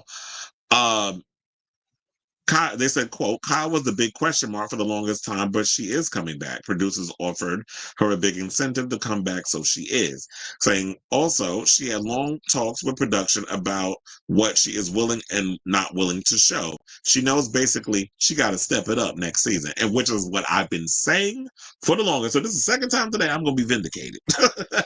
Once before, when I was talking about the oversaturation of Disney and Disney Plus and the MCU, and this one, because I said that because I've heard some people, you're not obligated to have to give everything. I'm like, if you're going to sign up to make millions of dollars a season to be on a reality show, you don't get to give friend of teas. If you in a relationship when you getting your box eaten by another woman, we need to dive into that. I don't know why you're being all secretive about your relationship with Morgan Wade. If your husband is out here creeping with another woman and we seeing the pictures and stuff all over social media and it happens to be happening while you filming, it needs to be addressed. Because this is what's going on in your life. If your daughter's hair, Sophia, as was a story yesterday that I had posted on my website, but I didn't think it was interesting enough to talk about here. If a clump of her hair is falling out because she's taking Mangione, but some people thinking you need to check your thyroid or whatever the case is, that is a story that needs to be addressed on the show because your kids do appear on the show. Unless they don't want to talk about it, then it's something different.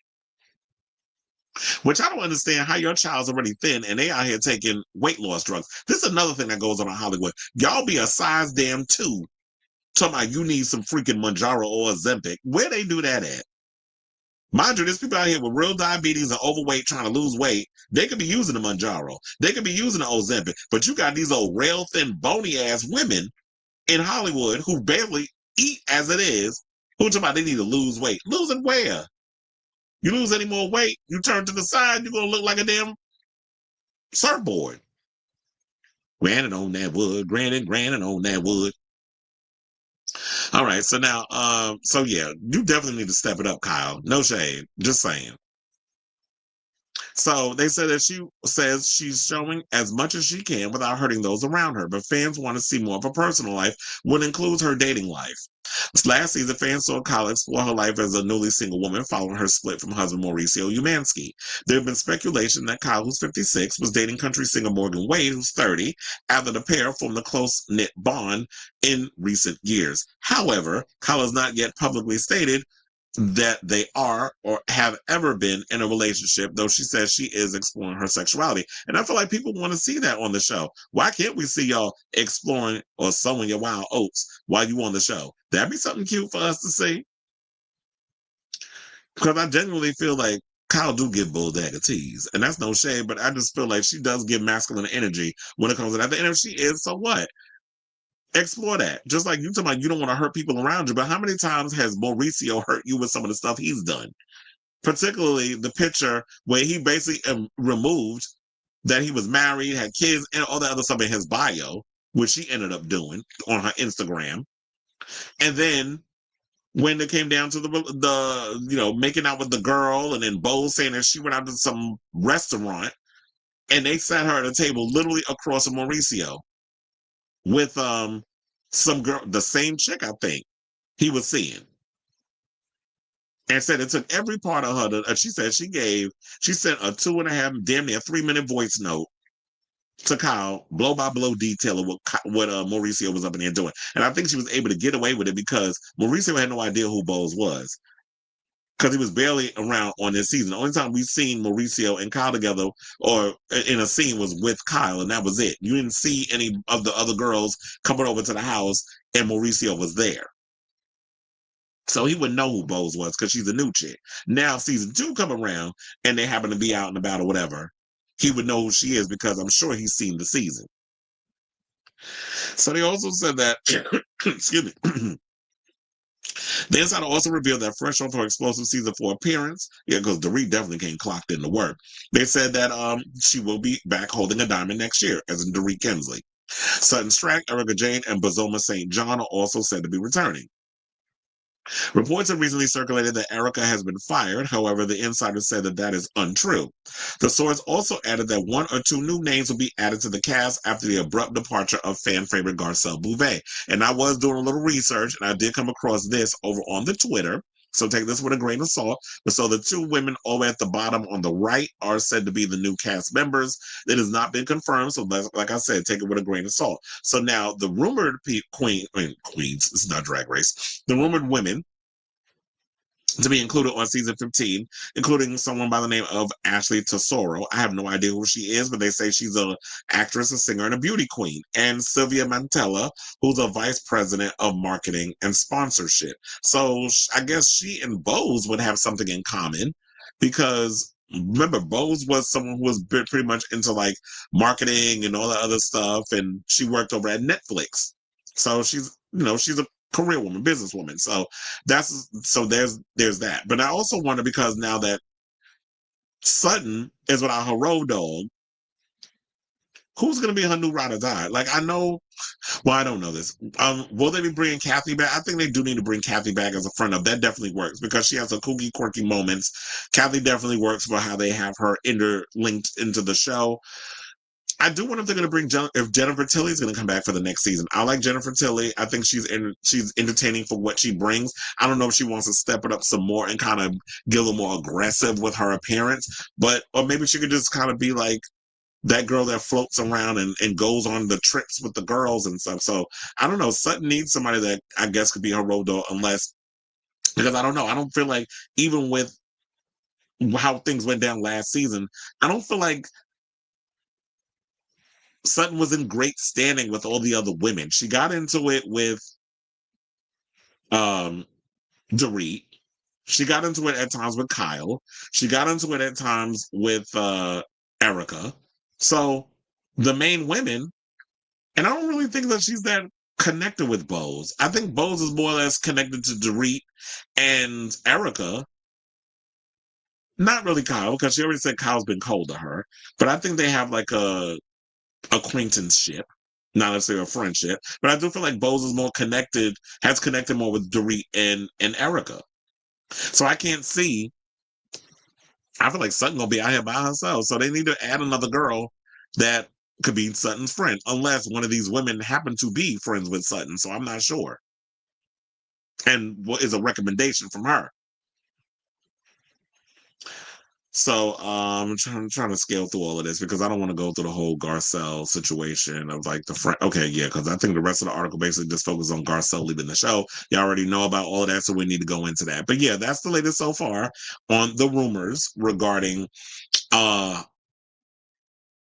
where all the girls are coming back for a diamond. But I was gonna say, yeah, after Garcelle leaving, they need to kind of add some more new women to the show. So it'll be interesting to see who they add. And so I'll definitely keep you abreast of it, and we won't know until, excuse me, I'm feeling really gassy today. I was getting think I'm hungry. I haven't eaten since this morning. So, but anyway, so I say all this to say, what do you guys think of this story? Do you believe that, well, I feel like all the women are relatively coming back. We haven't heard the status of, and I'm sure we'll get like women coming in every now and again. Camille probably make an appearance every now and again. You had Faye came in for one episode. So I do think that I do like when they sprinkle all the other women from the past and every now and again. Don't make them cast member. They come in like maybe 1 or 2 episodes. But yeah, it is time to spice it up and bring in some new fresh meat. Because I like that Bose is there, but it would have been cool to see Garcelle and Bose there, because then you have more than one Black woman with different points of view on the show and not just having that token, which now Bose has become. So let me know what you guys think of this story in the comments down below. All right. So you said, oh, I read that one already. There's a lot of girls on Housewives who claim to be singers. Ooh. And are not big artists. Remember when Nikki told Candace to sing a cappella and to talk about her billboards? Nikki is so damn shady. So you're gonna leave Candace on her vocals alone. All right, y'all. So we got 2 more topics left until the end of the show. So before we get to those final 2, if you could please do me a solid, hit the like button. If you are new to the channel, please hit that subscribe button. Also, be sure to smash the notification bell so that way you know when we go live with a brand new episode of Chris Evelyn Unfiltered. I will definitely be putting in timestamps once the live stream is done. So when you watch the playback, you'll be able to just follow along with the timestamps and click over to whichever topic you want to watch, rather than just sitting through all the banter, as we do with every episode. So now, without further ado, let's get into this Drag Race news. So we are literally like, what, 2.5 days left before, or day and a half, because it's like we're into Wednesday, Thursday. After Thursday comes, midnight comes, it'll be Friday, and then we get the season premiere of RuPaul's Drag Race All-Stars 10. So Nicole Paige Brooks, and shout out to Onyx, because he sent me this yesterday, but now everybody started making articles on it. I got it over on the TikTok. That Nicole Paige, but I remember I could have sworn I heard this tea that Maddie Morphosis was initially a part of the show, but she's spilling tea in regards to Maddie Morphosis was originally a part of the All Stars 10 cast until she decided to quit, and then she was replaced by none other than season 17 queen, Lydia Butthole Collins. So yeah, so she actually posted on her social media. I have the clip. We're gonna watch it. And then we will come back and we'll talk. She was doing this while she was beating that mug. So please hold. They sent us a list of names, and there was a girl on there, and we were like, we had to like, get ready to read this girl or whatever. And then when we got to the hotel girl, she wasn't there. She was not there. And they came to our room with a laptop and said, should I say the name that who got not sent there? I don't know, will I get in trouble? Anyway, so they said, this drag queen who is also a heterosexual, I can just say that, is not going to be here. So this is the person that's going to be here. They're on season 17. And they showed us videos. They're like, here's her runway. Here's a couple of her runways. Here's her reading Mistress, because Mistress met her during filming. That's how we met Lydia on the internet. It was Maddie. Who gave me the galaxy? I can't believe that actually worked. It actually worked. They actually gave me the galaxy.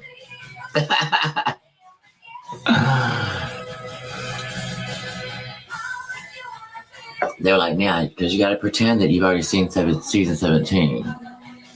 So like, yeah, it was really weird. But we were like, well, I guess she made an impression, because she didn't even know how to go home. So yeah, so for those who are wondering, it's like, yeah, they I don't think season 17 was even edited, put in the can, all the other stuff before they even started doing All Stars 10. And they had to pretend, as she stated, that they had already seen the episode, so that way once season 17 was done, they automatically go straight into All Stars and then filming that. So they just showed them videos so that way they could just be like, okay, we know who this girl is, we're familiar with her, we can have some kind of idea. So they put a little package together, that sort of thing. So that's how they were able to skirt around that and them having to go on a reality show. So yeah, just because it's a reality TV, don't necessarily mean it's always real. It is produced. It is, you have to put things in people's heads so that way they can make it work and streamline with whatever story they're trying to tell. So I do wonder why Maddie decided to drop out. But looking back at it, in a way, I'm not that mad that Maddie decided not to do it, because when I look at it, I don't feel like when she was on her season, I just felt like Maddie's drag wasn't really giving. I just felt like she was way out of her league. And it would have been nice because, when you do these shows, to show your glow up since then. And Maddie has kind of blown up a bit. I mean, he has a popular YouTube channel where he interviews a lot of queens and stuff. Give It To Me Straight is the name of the show. So he's really successful with that over there. And I think it would have been great to see him in his glow up and see where he's been ever since and how his drag may have elevated, as we see many a times when we watch the Drag Race girls and stuff. However, I just feel like for this particular type of concept, maybe in his head he thought I was just in way over my head. I'm out of my league.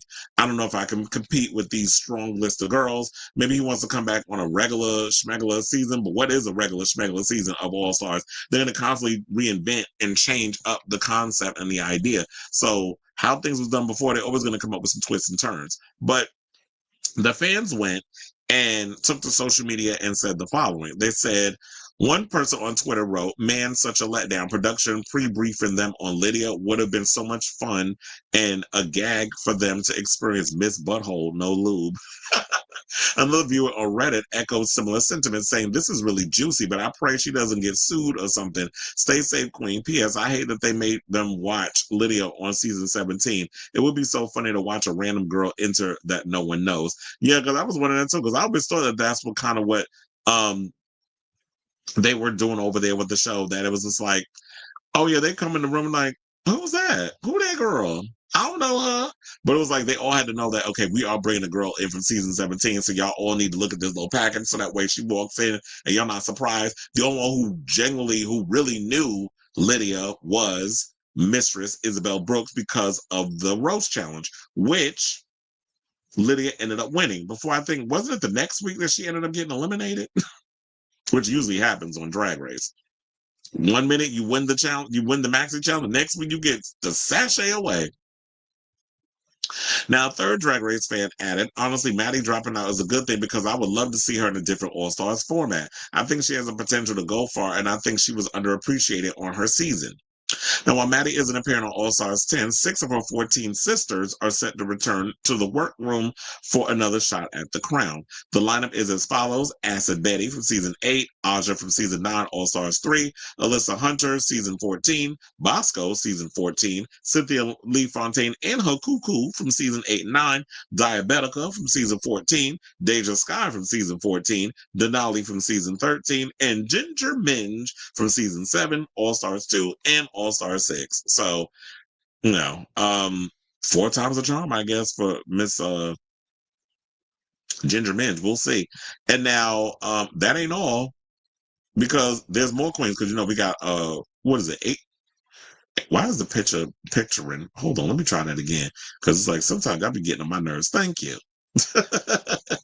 Now, more queens, as I should bring up, in addition to those that I mentioned, we have Irene the Alien from season 15, Georges from season 14, All Stars 9, Kerry Colby, season 14, Lydia Butthole Collins from season 17, Mistress Isabel Brooks from season 15, Nicole Paige Brooks from season 2, Olivia Lux from season 13, Phoenix from season 3, and Tinta Turn It and Burn It, Burna, season 13. Now, in addition to the gargantuan cast of queens, All Stars 10 will also feature a lineup of guest judges, including Cynthia Erivo and, once again, Ariana Grande.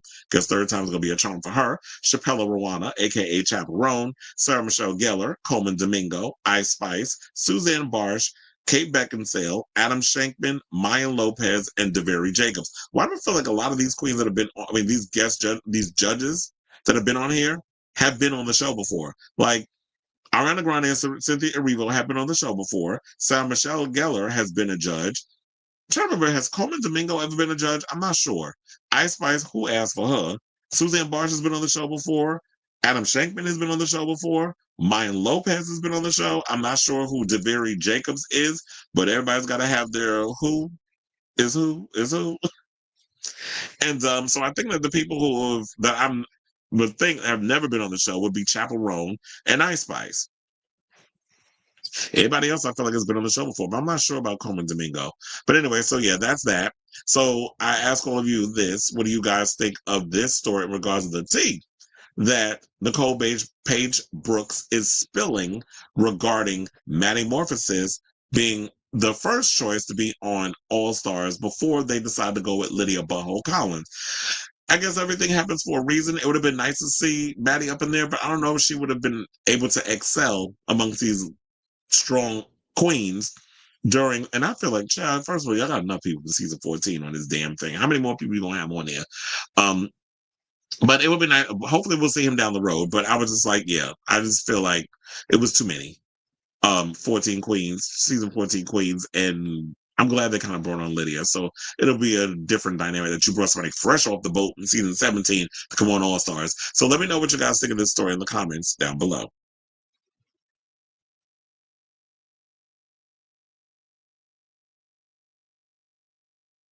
There was also a rumor that Georges was also a last minute alternate. No, because I could have sworn I heard early on that Georges was coming back on the show. Like, I heard of that before they even started filming the new season. I'm like, she was just on there. So, so I don't believe that one. I do believe that Georges was always in. I'm like, damn, she just was on All Stars 9. Now you bringing her back for All Stars 10? Maddie was a constant queen, and that's no shade. Never felt, she never left me in much of an impression either. So I do agree with that. This also means that production might start inviting season 18 queens and telling the rest of the cast to watch clips of her. Yeah, I could definitely see that happen. I hope Lydia's immediate invite was just a one-time thing because they couldn't get any. It's like, why Lydia had to catch that stray? I know who Maya Lopez is because she's been on the show before. So yeah, I'm surprised Georges wanted to do it 2 years in a row. Well, look, anytime you can get any kind of acknowledgement, recognition, whatever. I guess they're going to take it. But it is interesting to see how you went from a season where they did no eliminations to coming back to a show where they are eliminations. So we'll see how it all works out when the episode premieres this coming Friday at 12 midnight, which I'm looking forward to. Maybe it'll be 9 o'clock on the West Coast, which would be easier, I guess, for them over at Roscoe's. How are they going to do the Roscoe's thing? Well, actually, yeah, it comes out, 12 midnight on Friday. So they could do it at any time because it's a streaming service, which makes it easier than having to be like, oh, we got to get in our questions and stuff real quick before MTV come back from their commercials. Which I'm still upset over the fact that, yeah, they don't air any of the MTV stuff on Paramount Plus in real time. Because season 17 should have been, that would have been a great reason to get people to subscribe to Paramount Plus. And maybe when they finally do this sale, once they stop licking the crack of Trump's taint and he actually greenlights the thing, then, he can, then when they finally do what they need to do, they'll be able to put in, there you can get Drag Race to finally air on MTV via Paramount Plus. I don't know why they don't show it. It's just weird why they don't do that. But anyway, let's move on to our final topic and let's get into this Jiggly Caliente news. So shout out to Jiggly, aka Bianca Castro Arabejo, who is about to be honored in New York for her excellence. And she's not the only one, so I have a bunch of other names. But Jiggly Caliente, as you know, is Bianca, and best recognized for competing on season 4 and All-Star 6 of RuPaul's Drag Race, becoming a resident judge on Drag Race Philippines, died peacefully on April 27th, her family confirmed in a statement at the time. As well as a landslide of tributes and love sent to Jiggly and her family in the days following her passing, it has been announced that the trans trailblazer will be inducted into the National LGBTQ Wall of Honor. The Memorial Wall in Greenwich Village, Manhattan, New York, is dedicated to LGBTQ pioneers, trailblazers, and heroes, and is located inside the legendary Stonewall Inn. The introduction ceremony for Jiggly and her fellow inductees, all of whom were deceased trans change makers, will take place on June 26 ahead of New York Pride. And with all the stuff that's going on in regards of trans rights being taken away, and this recent thing with the Supreme Court allowing trans people to no longer serve in the military, even though I'm sure it's a small amount of trans people who are actually in the military right now, they're being discriminated against. I feel like this year, since Pride is literally around the corner, since next month, I feel like we need to get back to the time of us remembering that Pride was a celebration and also a protest. And that we need to get back to fighting for our rights. I think we've gotten a little too comfortable. We've taken a lot for granted, and we need to realize that, you know what, if they don't, when they finish coming after the trans, they'll come after the gays. They already started removing from federal websites any kind of information regarding LGBTQ anything, and even like stuff about HIV research is being cut. So these are things that everybody need to be paying attention to.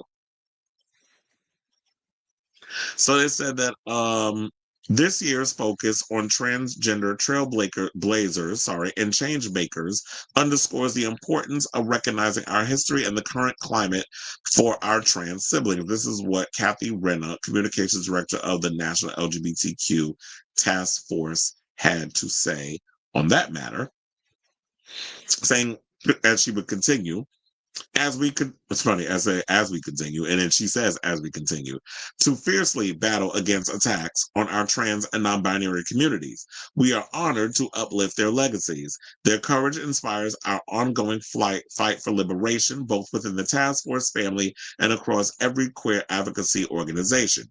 Now, Nicole Murray Ramirez, founder of the Wall of Honor, added that in these times when there are radical and extreme campaigns trying to erase our trans community, the imperial courts and task force are reminding us that the transgender people have not only always been there, but have always been some of our community's most dedicated activists and leaders. Now, I should also point out that in addition to Jiggly being honored, we also have Puerto Rican matriarch and drag artist Rhode, Mommy Rudy's Martinez, trans trailblazer Chili Pepper, scientist Lynn Conway, physicist Alan L. Hart, the Lady Chablis, and Sam Nordquist, who was a trans man who was brutally tortured in upstate New York. We did talk about that on this show, so that's who that picture is on the left, in case you were wondering who is that next to Jiggly. So now, 3 days prior to her death, the Drag Race icon's family revealed that she had suffered a serious health setback and lost most of her right leg due to infection. The Wall of Honors was inaugurated in 2019 with 50 honorees. Additional members are added each year, including Leslie Jordan, Heclina, and more. So there you have it. Shout out to all the upcoming recipients, and I'm glad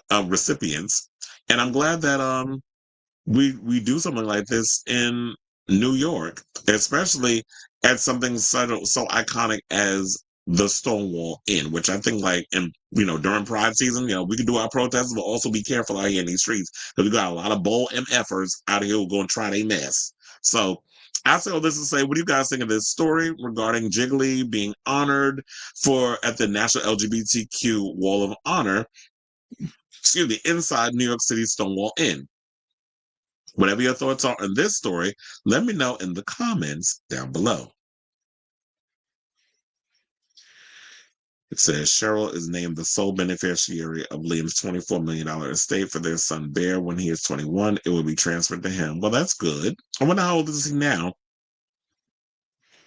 Is he 7? They did say that when Liam passed away, his son was 7. So yeah, I think that's the answer. But good on her, because he only had one kid, and if there was anything, like, if God forbid anything happened to me and I had children, yeah, I would definitely leave everything of my whole estate to my children.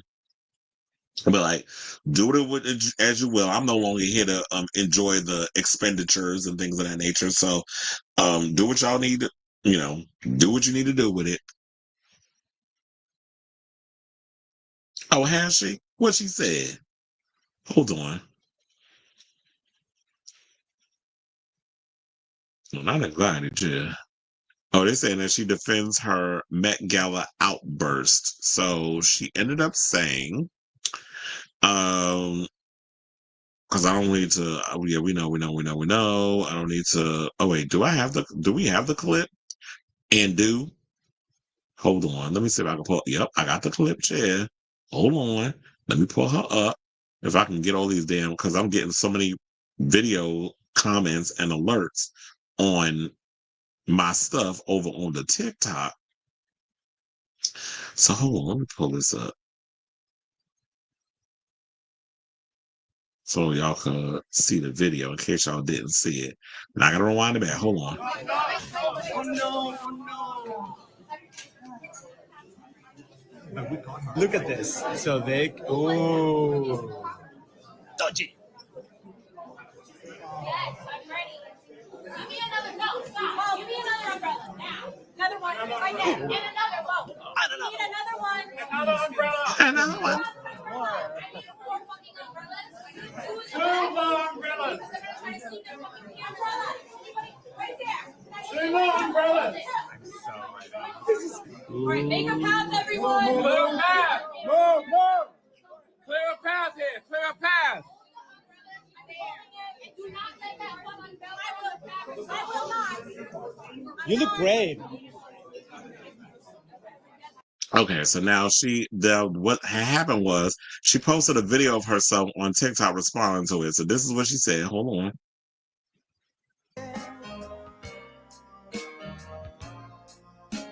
I'm easy like Sunday morning.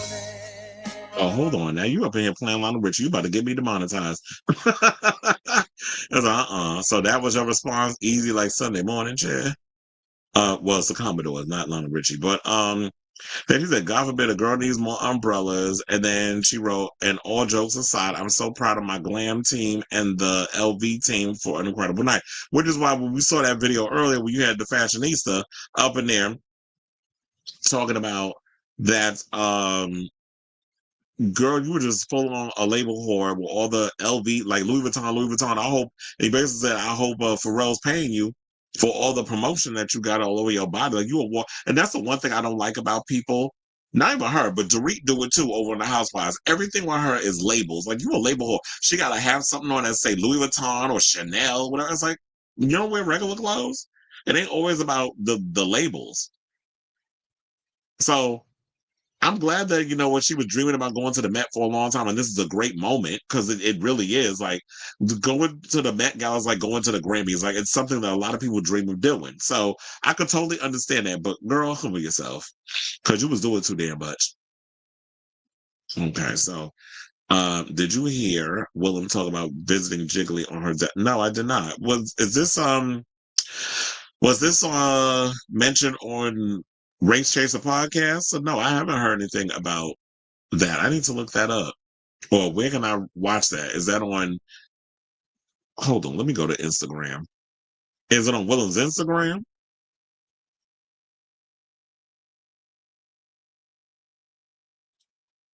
Child, you could never pay me to work in some damn for the airport. Oh, hold on now. I said she posted something. Is this it? Because I'm over on the gram. Oh, you said on the podcast. But there is some. So you know what? Maybe what I'll do is I'll look that up and I'll bring it for tomorrow and talk about that, because I see like she posted something about heaven just got very Saint Tropez. See you when I get there, and posted something of them with a picture together. And this was like 3 days ago, because I forgot they was on the same season together.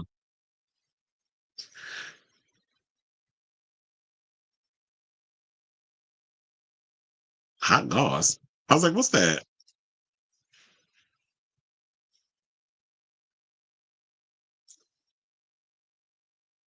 Oh, so it's is it, hold on. Let me see. Oh yeah, it's let me go to Moguls on Media. I'll look that up later and see if the episode of stuff is there. So yeah, if it's a Race Chaser episode, then I'll just watch that and I'll see if they bring it up. I'll look for it. So also with that Attitude Magazine article, us gays need to support our trans family. Well, I've been saying that. Okay. So I just thought the look was a little too underwhelming for all that. Okay. It was underwhelming. I didn't particularly care for that. The Hot Goss episode of, yeah, I'll look it up. All right, y'all. So yeah, we're at the end of the show. I want to thank you all for tuning in. If you have not already, please hit that like button. If you are new to the channel, hit that subscribe button. Also, be sure to smash the notification bell so that way you know when we go live with a brand new episode of Chris Avalon Unfiltered. I'll be back tomorrow with a whole new episode and a whole lot of mess and a whole lot of gossip and a whole lot of other stuff. So, love you all for watching. Thank you all for tuning in. Thank you for commenting in the chat with me and keeping me lively through this whole stream. You know, I'm sitting here coughing like a damn cougher, coughing like a hot mess, basically. I can't wait to get rid of this damn cold. But yeah, love you all for watching. And until next time, y'all know the tea. Ciao, darling.